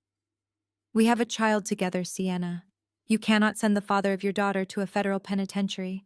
I looked at the man I had once thought I loved. There was no pity left in me. There was no hesitation. Every time I looked at him, I saw the nights he spent lying to my face, the systematic isolation, the way he and his mother had plotted to declare me mentally unfit, just to steal my child and silence my questions. "You lost the right to invoke Lily's name the moment you tried to use her as leverage against my sanity," I replied, my voice steady and cold. "You did not care about our family when you were draining innocent people's life savings. You did not care about being a father when you planned to lock me in a psychiatric ward just to protect your mother's bank accounts. You built a prison for me, Tristan. Now you get to live in one of your own." I reached down to the floor beside my chair and lifted a heavy, thick red folder. I placed it squarely in the center of the mahogany table. The bright red cover stood out violently against the dark wood. I slid it slowly across the smooth surface until it rested directly in front of Catherine. Catherine stared at the folder as if it were a live explosive. Her hands were trembling too much to reach for it. She looked up at me, her eyes wide with a terror she could no longer hide. "I didn't bring you here to negotiate my divorce," I said, my voice dropping to a deadly whisper. "I brought you here to liquidate your entire family." The silence in the Swiss boardroom was so profound I could hear the faint ticking of Monsieur Blanchard's antique wristwatch. Catherine stared at the heavy red folder resting on the mahogany table as if it contained a live cobra. She did not reach for it. She simply glared at the thick crimson cardstock, her chest rising and falling in shallow, panicked breaths. She was entirely unaccustomed to being on the receiving end of a trap. I did not wait for her permission. I reached across the table and flipped the cover open. Inside rested a stack of aged, yellowing parchment preserved in clear archival sleeves. The ornate crest of the Thorn family was heavily embossed at the top of the first page. These were not digital copies or scanned replicas. They were the original physical blueprints of the Arthur Thorn Generational Trust, a financial behemoth holding exactly $400 million in diversified global assets. "Where did you get those?" Catherine demanded, her voice a reedy, thin whisper. Her eyes darted toward DeAndre, a lethal accusation forming on her face. "You stole them from my private safe. You broke into my home and you stole my property." DeAndre did not even blink. He adjusted his immaculate cuffs and leaned back in his leather chair. "I am fully immune, Catherine. Remember? And no, I did not steal them. I simply executed my fiduciary duty by handing them over to a forensic accountant who noticed a massive glaring discrepancy in your capital routing over the last fiscal year. I gave Sienna the keys to the kingdom and she mapped out every single hidden door. I slid the first archived document out of the folder and turned it around so it faced Catherine and Tristan. You spent the last decade mocking my career, Catherine. You told your country club friends that I was just a glorified bookkeeper, a human calculator who lacked the vision to understand real wealth. You forgot that forensic accounting is not about vision or social connections. It is about the microscopic absolute truth. It is about finding the lie buried under mountains of arrogant deception. Tristan leaned forward, squinting at the aged parchment, his brow furrowed in desperate confusion. "It is just my grandfather's trust charter," he said, his voice trembling. "He set it up before he died. He left everything to my mother to manage. Everyone in Boston knows that. It has been a matter of public record for 2 decades.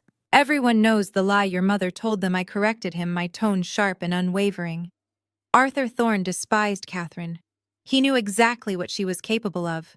He knew she would cannibalize his empire to fund her vanity projects, assert control over his heirs, and finance your fraudulent trading firm. He never named her the trustee. The original charter explicitly appointed an independent board of directors to manage the $400 million, distributing the wealth only when you and Vanessa reached the age of 40. Catherine slapped her palm against the table, the sharp crack making the American consulate representative jump. "That is a fabricated lie.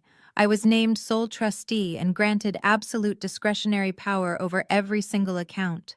I have the signed amendment to prove it." The amendment Arthur signed on his deathbed. I smiled. It was a cold, deeply satisfying smile. I pulled a second document from the red folder.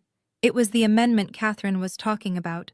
A single piece of paper that had effectively handed her the keys to an absolute kingdom 20 years ago.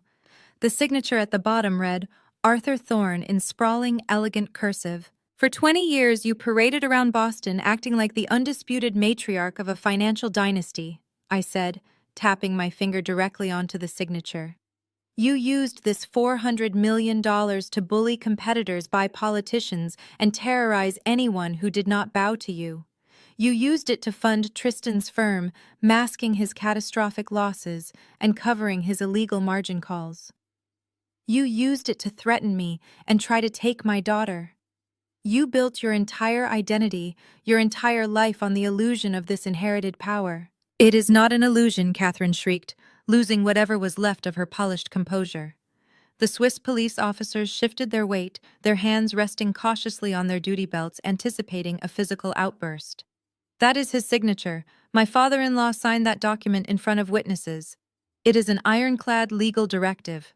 DeAndre let out a dark, mocking chuckle that echoed off the glass walls. "The witnesses were your personal driver and a notary public who mysteriously acquired a very expensive piece of coastal real estate a month later. I told you years ago that the amendment looked sloppy, Catherine. I told you the paper trail was incredibly messy and that the formatting did not match Arthur's usual legal filings. You threatened to have me disbarred and ruined if I ever questioned it again. You forced me to bury it, but I never destroyed the original. I kept it exactly for a moment like this." Catherine turned so pale she looked almost translucent. She was shaking now, a visible, violent tremor vibrating through her arms and shoulders. "You cannot prove anything," she stammered, looking wildly toward the Swiss banking executives for intervention. "She is a bitter, vindictive woman trying to steal my family's money. Throw her out. I demand you throw her out right now." Monsieur Blanchard did not move a muscle.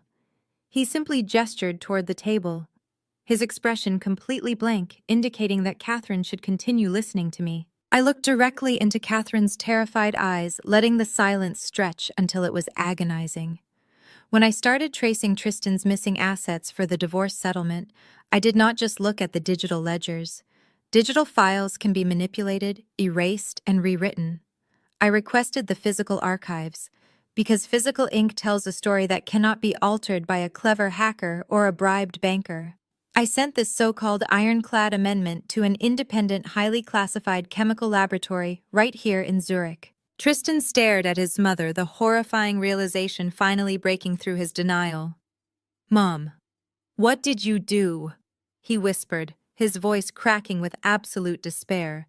"You told me the money was ours. You told me I was protected."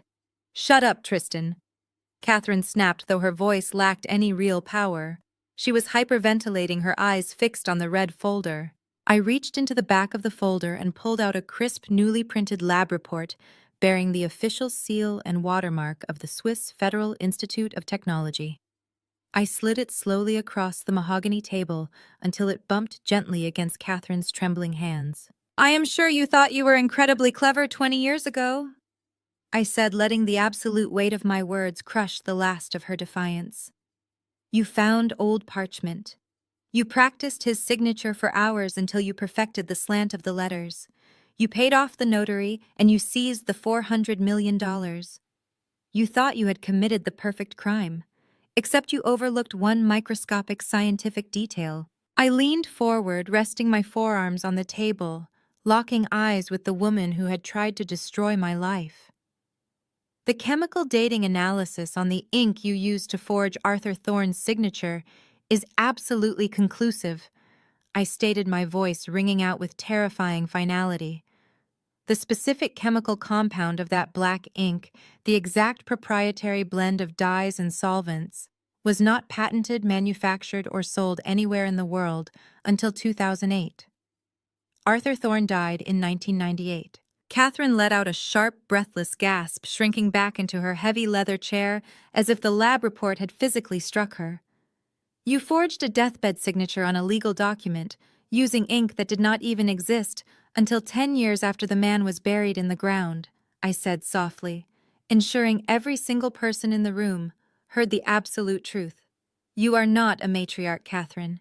You are a fraud, you are a thief, and your empire is officially liquidated." The echo of the word liquidated hung heavily in the freezing air of the Swiss boardroom. Catherine seemed to physically shrink, her tailored trench coat suddenly looking 3 sizes too large. Her manicured hands trembled violently over the damning chemical dating report. She was entirely silenced, suffocating under the weight of her own shattered arrogance. Tristan, however, refused to surrender. His panic violently shifted back into a desperate, grasping delusion. He slammed his hand flat against the mahogany table, the sharp sound startling the consulate representative. "So what?" Tristan demanded, his voice cracking with sheer, unadulterated desperation. He paced a few steps, running a hand through his hair, attempting to project the impenetrable Boston elite persona he had worn his entire life. "So my mother cut a legal corner 20 years ago to protect the family from bureaucratic red tape. That does not change the fundamental facts, Sienna. You cannot liquidate me." Tristan turned his back on his hyperventilating mother and pointed directly at DeAndre. "The Arthur Thorne Generational Trust was built for the Thorne bloodline. Even if the amendment is voided by the Swiss authorities, the original charter dictates the assets descend to the primary male heir upon reaching maturity. That is me.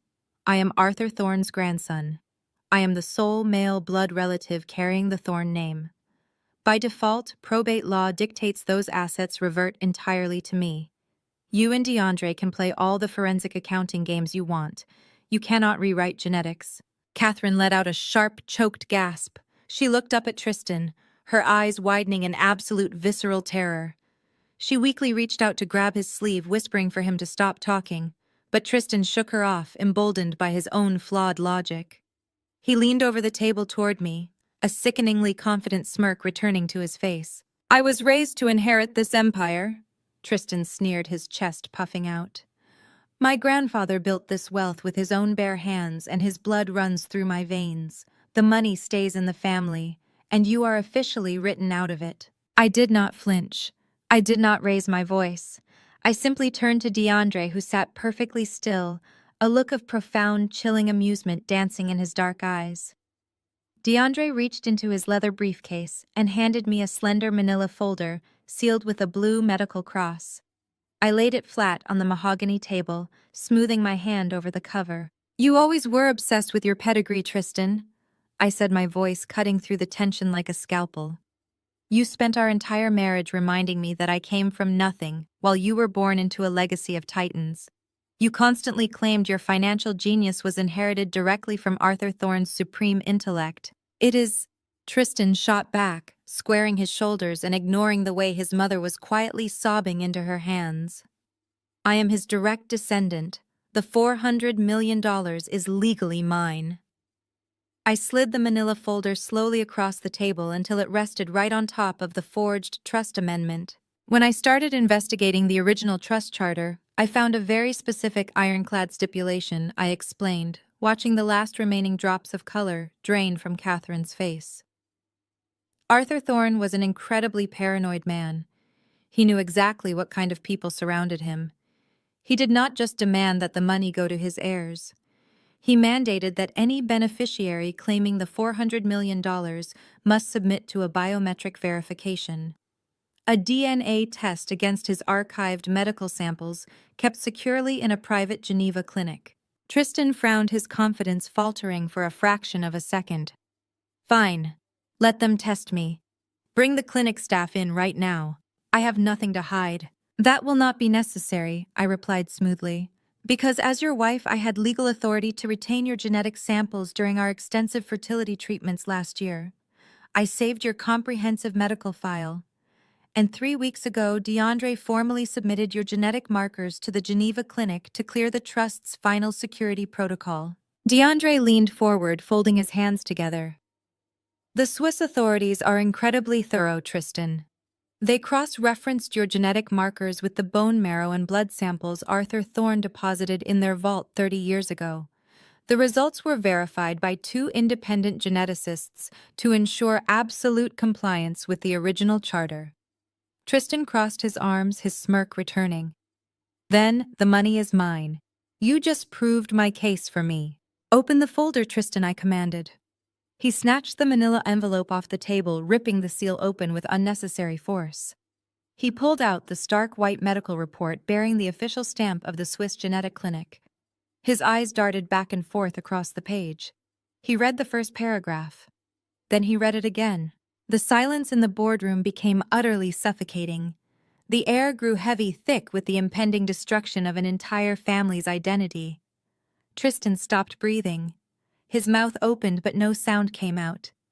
The paper shook violently in his hands as his eyes locked onto the final bolded conclusion at the bottom of the page. Catherine buried her face in her hands, letting out a wretched guttural sob that echoed miserably against the panoramic windows. Her greatest, darkest secret, the one she had committed federal fraud to cover up for 2 decades, was entirely exposed.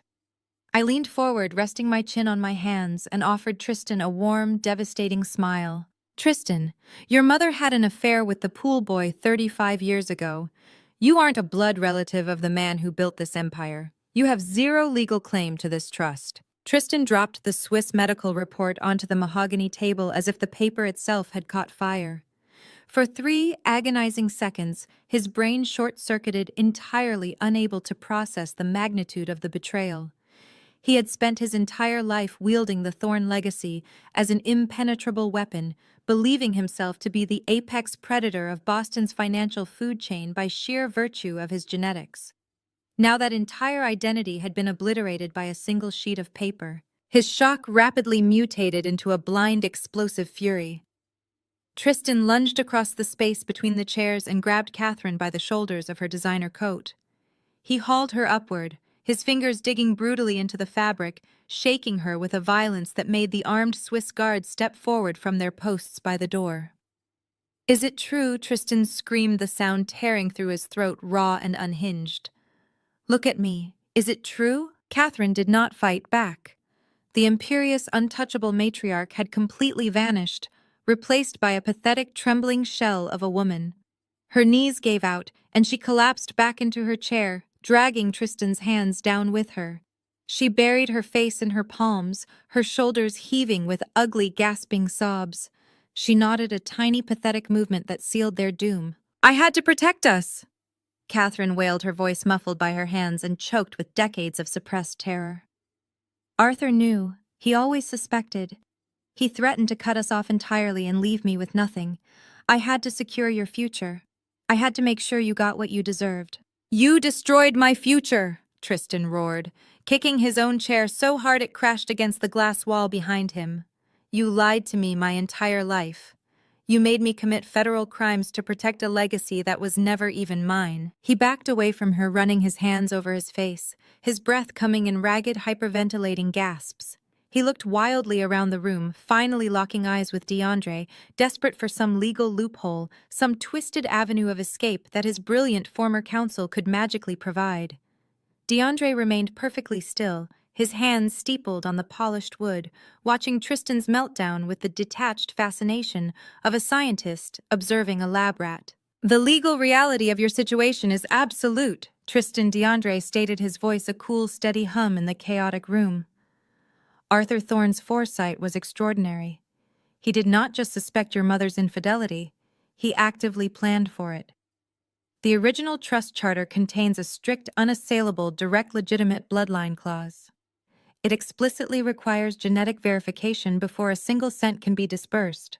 You fail that requirement entirely. DeAndre paused, leaning forward to let that fact settle before driving the final nail into the coffin.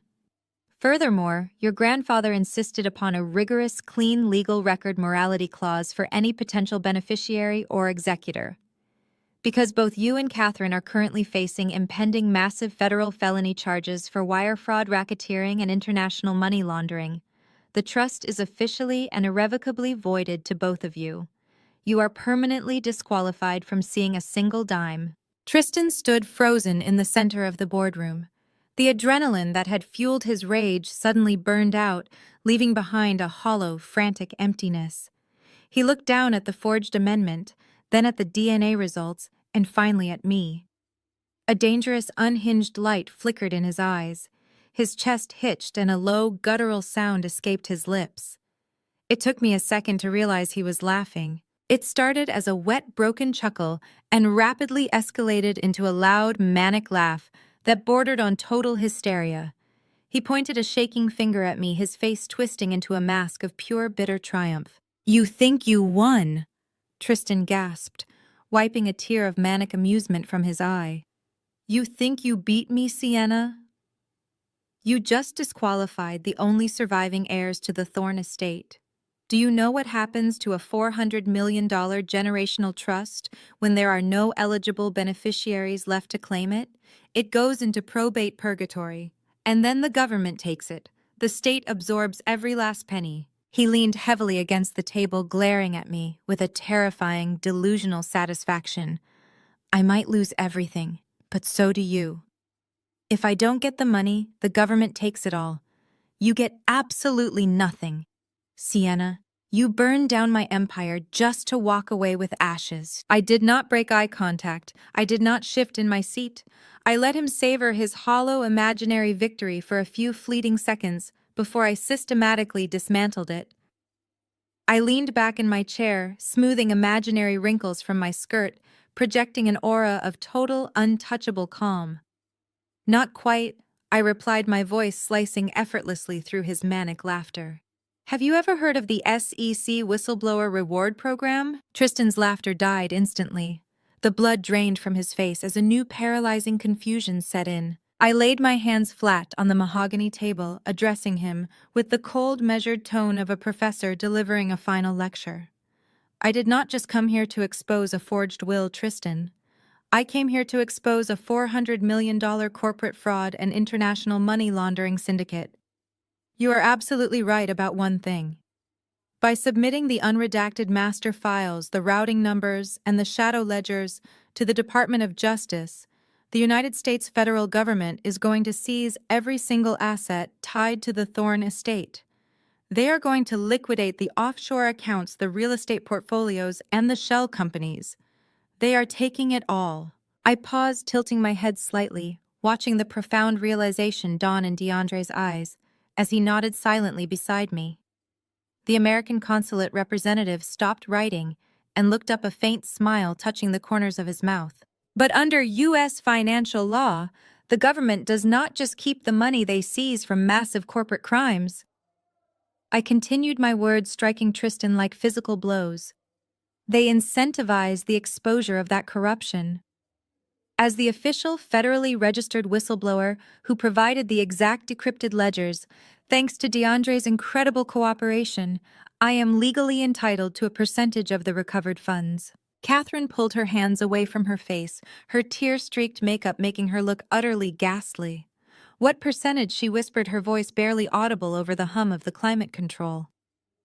Under current SEC regulations, a whistleblower who provides original, timely, and credible information that leads to a successful enforcement action is entitled to up to 30% of the total seized assets, I stated, enunciating every syllable with absolute precision. I reached out and tapped my index finger twice against the polished mahogany table. The sharp, solid sound commanded the entire room. I don't need your divorce settlement, Tristan, I said, my voice steady, merciless, and echoing with absolute finality. The federal government is about to write me a legally binding tax-free check for $120 million. And you're going to federal prison. Tristan's mind completely shattered. The sheer weight of the absolute loss, his money, his name, his freedom broke whatever fragile restraint he had left. He let out a primal, deafening roar. His hands gripped the edge of the heavy mahogany table, his knuckles turning white as bone, and he vaulted over the polished wood directly toward me, his fingers stretched out like claws aiming for my throat. Catherine screamed a shrill, piercing sound that ricocheted off the glass walls. I did not flinch. I simply remained perfectly still in my leather chair, knowing exactly what was about to happen. Before Tristan could even close the distance, a blur of dark uniforms intercepted his path. The 3 Swiss guards who had been standing silently by the doors sprang into action with terrifying, coordinated precision. One officer tackled Tristan mid-air, slamming a heavy shoulder into Tristan's chest and driving him brutally onto the thick carpet. Tristan gasped. The wind knocked completely out of his lungs as a heavy combat boot pinned him to the floor. The heavy boardroom doors swung open with a violent crash. A dozen armed officers in tactical gear flooded the room, fanning out and securing the perimeter in a matter of seconds. Behind them walked a tall, sharp-featured woman in a crisp navy suit, holding a leather binder. She moved with an air of absolute authority, pausing at the head of the table to survey the chaos. She flashed a silver badge toward Catherine, who was now hyperventilating and pressing her back against the glass wall as if trying to melt through it. "Interpol and Swiss Federal Police," the woman announced, her voice echoing with crisp, clipped efficiency. "Tristan Thorne and Catherine Thorne, you are under arrest." Catherine clutched her chest, her eyes wide with unadulterated panic. "You cannot do this," she gasped, her voice a fragile, reedy squeak. "We are American citizens. You have no jurisdiction over us. This is a private banking matter." The Interpol liaison offered a cold, utterly unsympathetic smile. She dropped her binder onto the table right next to the forged trust documents. "You forfeited any jurisdictional protections the moment you boarded a private jet to Zurich," the liaison stated sharply. "You traveled across international borders with the explicit documented intent to intimidate a cooperating federal witness." She gestured toward me and DeAndre, then looked down at Tristan, who was currently struggling fruitlessly under the weight of 2 heavily armed officers. Furthermore, the liaison continued, her tone clinical and devastating. "You attempted to access offshore accounts that are actively under investigation for international money laundering and wire fraud. By trying to move those assets on Swiss soil to evade the United States Department of Justice, you violated Swiss federal banking laws. You committed a severe financial crime in our country, Catherine. We do not need extradition approval to detain you." Tristan thrashed violently against the carpet, his face turning an angry, splotchy purple. "Get off me!" he screamed, spittle flying from his lips. "Do you know who I am? I am Tristan Thorne. My family built Boston. You are making a catastrophic mistake. I will have all of your badges. I will sue this entire government." The officers did not respond to his threats. They simply grabbed his arms, wrenching them behind his back with a practiced, forceful movement. The sharp metallic click of handcuffs snapping shut around his wrists echoed loudly in the room. The sound was absolute. It was the sound of his entire empire locking shut forever. "No!" Catherine shrieked as 2 officers advanced on her. She scrambled backward, tripping over the legs of her chair and collapsing onto her knees. "Please, I am a respected woman. I have a medical condition."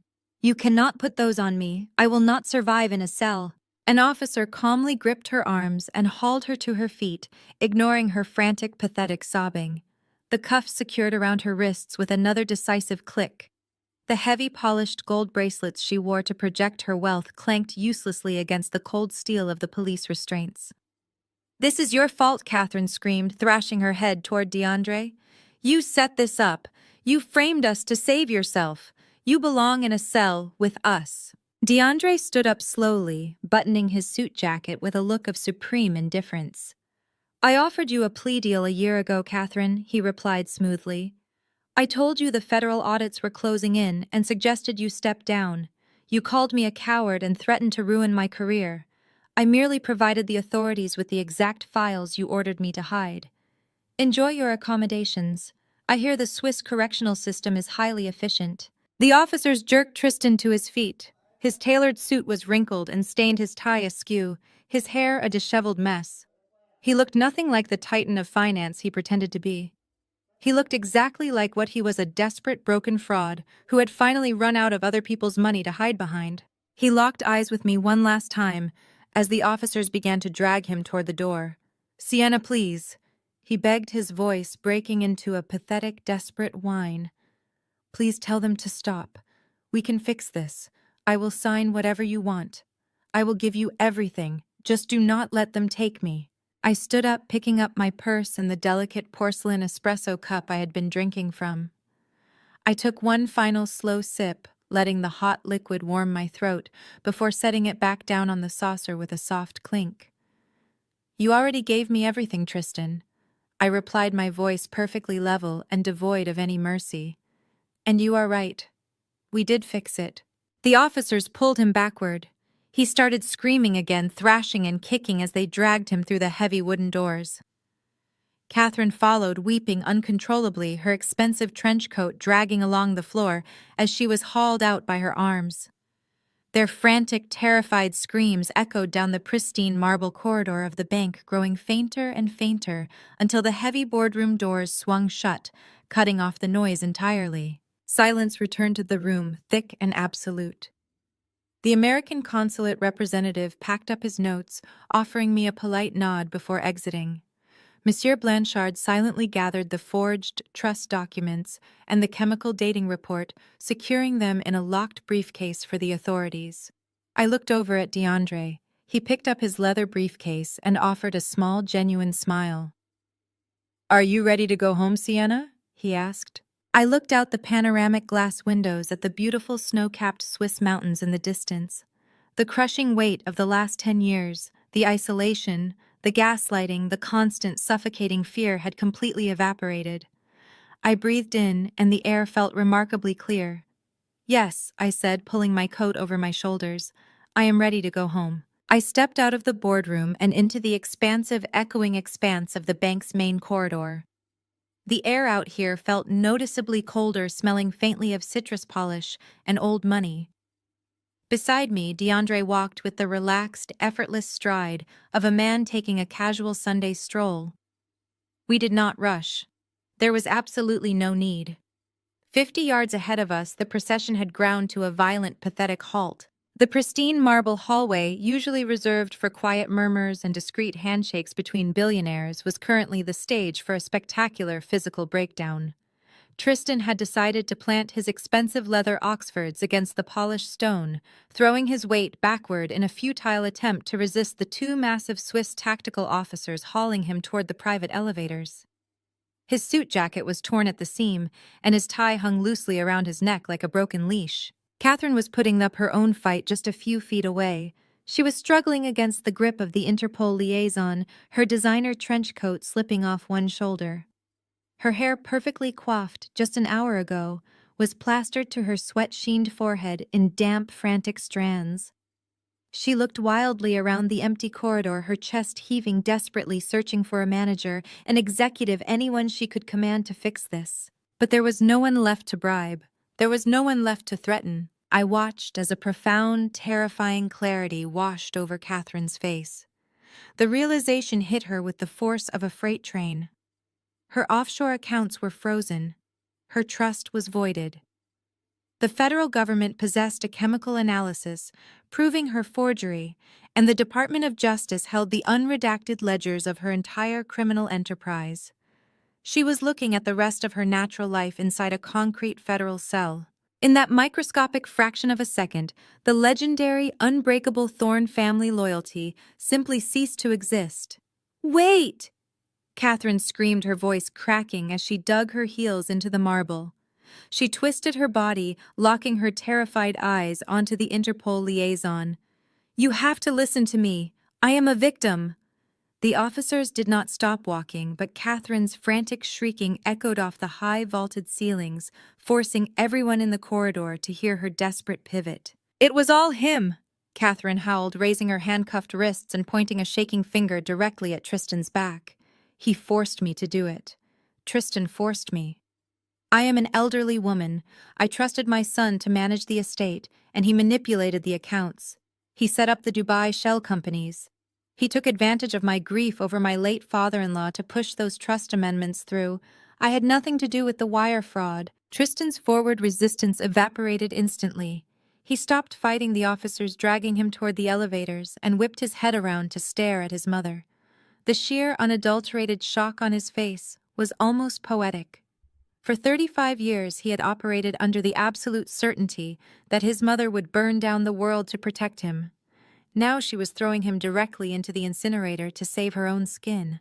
Tristan's shock lasted exactly 2 seconds before it was entirely consumed by a venomous, blinding rage. "You lying, treacherous parasite!" Tristan roared, his voice tearing through the corridor with savage intensity. He lunged backward, trying to break free from the guards to get to her. He fought with the manic, unhinged energy of a cornered animal, kicking wildly at the officers who were forced to wrestle him against the marble wall to maintain control. "I forced you!" Tristan screamed, his face turning a blotchy, furious crimson as he spat the words at her. "You forged that trust document 20 years ago. I was a child. You orchestrated the entire Cayman's routing system. You explicitly ordered me to use my clients' pension funds to cover your personal margin calls.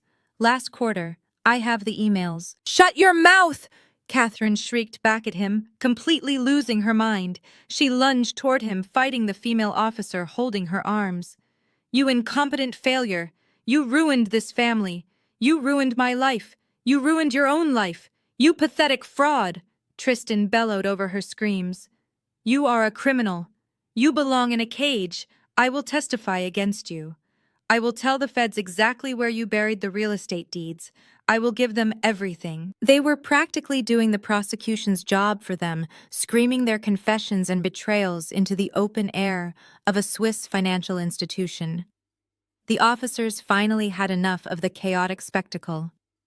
With a series of sharp-barked commands in German, they muscled Tristan and Catherine into the waiting service elevators. The heavy steel doors slid shut, instantly slicing off the sound of their vicious screaming match. The abrupt silence in the hallway was deafening. I let out a slow, steady breath, the tension completely leaving my shoulders. I glanced at DeAndre. He was adjusting his cuffs, looking as though he had just finished watching a mildly entertaining, entirely predictable theatrical performance. We bypassed the service elevators and walked at a leisurely pace toward the main lobby. The grand panoramic glass windows spanning the front of the bank offered an unobstructed elevated view of the private courtyard and the pristine snow-covered street below. We stood side by side looking out through the thick glass. 3 sleek, heavily armored Swiss police cruisers were parked at jagged angles across the cobblestone courtyard, their blue emergency lights reflecting violently against the pristine white snow. I watched as the front doors of the bank swung open. The officers dragged them out into the freezing air. Tristan was still thrashing, fighting the officers right up to the door of the cruiser. He looked small, pathetic, and utterly stripped of his power. They shoved him roughly into the back of the vehicle, slamming the heavy reinforced door shut behind him. Catherine followed a moment later, her head bowed, her expensive coat dragging through the slush as they guided her into the second cruiser. The untouchable elites of Boston's financial aristocracy were officially gone. DeAndre turned away from the window, shifting his leather briefcase to his left hand. He extended his right hand toward me, his dark eyes shining with a deep, profound respect. Pleasure doing business with you, Sienna. DeAndre said, his voice smooth and steady. 6 months evaporated the Thorne empire into nothing but ash and cautionary headlines. The final divorce decree arrived on a quiet Tuesday morning, stamped and authorized by a Boston family court judge in absentia. Tristan's signature was no longer required to dictate the terms of my life.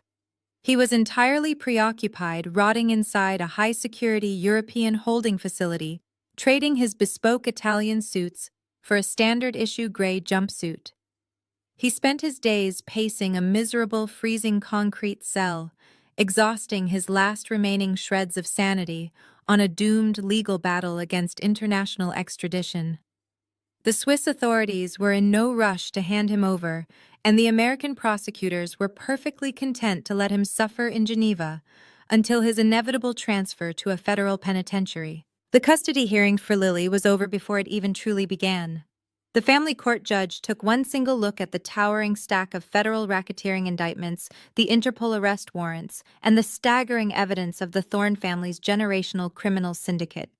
With a swift, decisive strike of the gavel, I was awarded sole, irrevocable legal and physical custody. There would be no visitation rights, no supervised calls, no lingering shadows. The Thorne family's toxic influence over my daughter was permanently surgically severed. She was safe playing in the sunlit backyard of our new home, completely oblivious to the corporate empire that had to be burned to the ground to secure her freedom. The collateral damage of the family's collapse was sweeping and absolute. Tristan's notoriously arrogant sister Vanessa found herself entirely stripped of the stolen wealth she had weaponized her entire life. With her bank accounts frozen by the Department of Justice and her elite social circle vanishing overnight, the brutal reality of survival hit her like a freight train. I witnessed her downfall firsthand just last week. I had stopped at a massive, fluorescent-lit discount retail store on the edge of town to buy some potting soil and garden shears. I pushed my cart up to register for, only to lock eyes with the cashier. It was Vanessa. She was wearing a stiff, ill-fitting polyester store vest over a cheap t-shirt, her plastic name tag pinned slightly crooked. Her signature manicured nails were chipped and broken, and the heavy, dark circles under her eyes spoke of crushing, unrelenting exhaustion. The Birkin bags, the Cartier watches, and the diamond tennis bracelets were long gone, pawned off months ago, just to pay the retainer for a bargain bin defense attorney to keep her out of a federal cell for her tangential role in her mother's shell companies. Vanessa froze the barcode scanner, trembling violently in her hand as she recognized me. The color entirely drained from her face. She looked down at her cheap uniform, a suffocating, visceral humiliation radiating from her shaking shoulders. I didn't smile. I didn't offer a single word of pity or spite. I simply swiped my credit card, took my receipt, and walked out the automatic doors, leaving her trapped in the miserable minimum wage reality she finally deserved. While the Thornes descended into ruin, DeAndre ascended. He walked away from the wreckage of his former corporate life and leveraged the immense respect he had garnered from the federal prosecutors to open his own private practice in downtown Boston. It was a highly successful, strictly ethical defense firm. He took only the cases he believed in, aggressively turning away the corrupt, high-paying corporate titans who desperately tried to buy his brilliant mind. We spoke on the phone regularly, two survivors who had navigated a deadly minefield and emerged entirely victorious. The sharp ring of the doorbell pulled me from my thoughts. I walked through the quiet, sunlit hallway of my house and opened the front door to find a federal courier standing on the porch. He was flanked by a black, government-issued SUV parked at the curb. He held a thick, heavy envelope bearing the unmistakable embossed seal of the United States Treasury. He required my direct signature, his demeanor strictly professional. I signed the electronic pad, took the heavy envelope, and closed the solid oak door.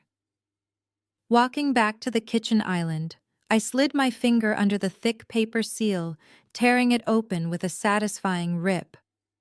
I pulled out the crisp, watermarked document inside. It was a single official page from the Securities and Exchange Commission Whistleblower Reward Program, signed by the director of the Federal Task Force.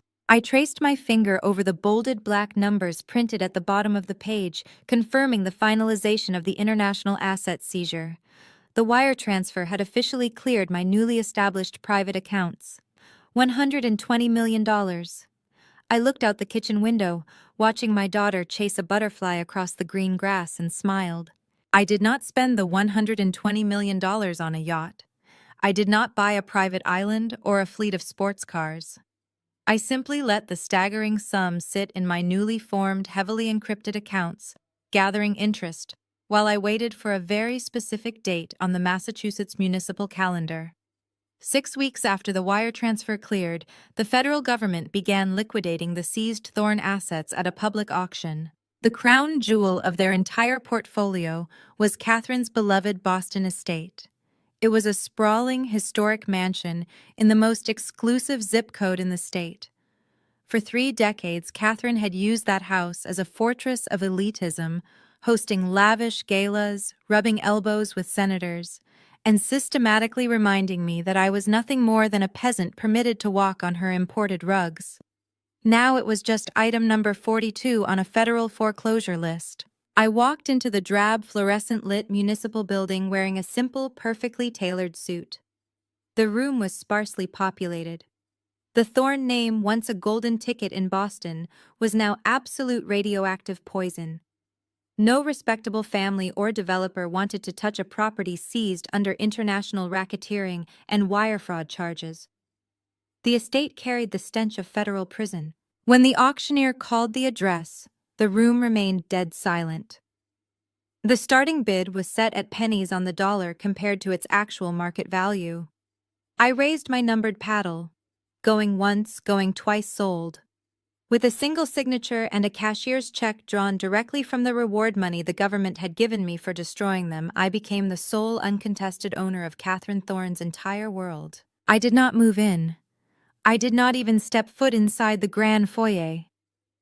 Instead, I drove out to the estate the following Tuesday morning and parked my car across the street. I stood on the sidewalk holding a cup of hot coffee and watched as a convoy of heavy yellow machinery rolled onto the pristine manicured lawn. I gave the foreman a sharp, decisive nod. The diesel engines roared to life. The hydraulic arm of a massive excavator swung backward, then slammed forward with terrifying, magnificent force. The iron wrecking ball crashed directly through the custom mahogany front doors, shattering the stained glass windows and tearing through the grand staircase where Catherine used to pose for society magazines. Dust plumed into the crisp morning air as the ancient brick walls groaned and collapsed inward. The crystal chandeliers shattered against the marble floors. Decades of generational arrogance, cruelty, and suffocating elitism were reduced to a mountain of shattered drywall and twisted rebar in a matter of hours. I watched the entire mansion get bulldozed entirely to the ground, taking a slow, peaceful sip of my coffee as the roof caved in. By the end of the month, the massive plot of land was completely cleared, leveled flat into a blank dirt canvas. I signed the deed over to a newly formed, fully funded nonprofit organization. DeAndre handled the legal structuring, ensuring the land could never be sold or reclaimed by any corporate entity. On that cleared dirt, we broke ground on a state-of-the-art facility. It was not just a domestic abuse shelter. It was a comprehensive financial literacy center for women. I had learned the hard way that financial abuse was the invisible chain keeping women tethered to dangerous men. The shelter offered secure housing, but more importantly, it offered aggressive legal counsel, forensic accounting services, and career placement. We employed a team of experts dedicated to teaching women how to uncover hidden accounts, freeze compromised assets, and rebuild their credit from absolute zero. We armed them with the exact same weapons I had used to secure my freedom. I made sure no woman who walked through those doors would ever be trapped by a man's bank account again. With the foundation of the shelter laid and the construction fully funded for the next 50 years, I finally packed my bags. The freezing winters and the cold gray skies of Boston belonged to a past life. I needed the sun. A warm, salty breeze drifted across the expansive lanai of my beachfront home in Hawaii. The rhythmic, soothing sound of the Pacific Ocean crashing against the white sand filled the quiet morning air. I sat in a woven lounge chair, feeling the tropical sun warm my bare shoulders. I took a slow sip of freshly squeezed juice, watching the vibrant green palm trees sway against an impossibly blue sky. A few yards away, Lily was happily digging in the sand, her bright yellow sundress fluttering in the wind. She was 5 years old now, her laughter bright and completely unburdened. She knew nothing of offshore accounts, forged wills, or federal indictments. She knew only safety, warmth, and a mother who loved her unconditionally. Lily dropped her plastic shovel and trotted over to me, her bare feet pattering softly against the wooden deck. She climbed up onto the lounge chair beside me, resting her head against my arm. Mommy Lily asked, her big eyes looking up at me with innocent curiosity. "Are we ever going back to Daddy's house?" I looked down at my beautiful, brilliant daughter. The shadows of the Thorne family were thousands of miles away, locked behind steel doors and shattered reputations. They could never reach us here. They could never reach us anywhere. I smoothed a stray lock of hair behind her ear and offered her a bright, genuine smile. "No, sweetie," I replied, my voice steady and vibrating with absolute peace. "We own our own house now." Lily smiled back, satisfied with the answer, and hopped down to run back to her sandcastle. I leaned back in my chair, looking directly at the camera. The journey had been brutal. I had walked through absolute fire, dismantling a dynasty of titans who believed they owned the world. But I had not just survived the flames. I had harnessed them. The ultimate revenge isn't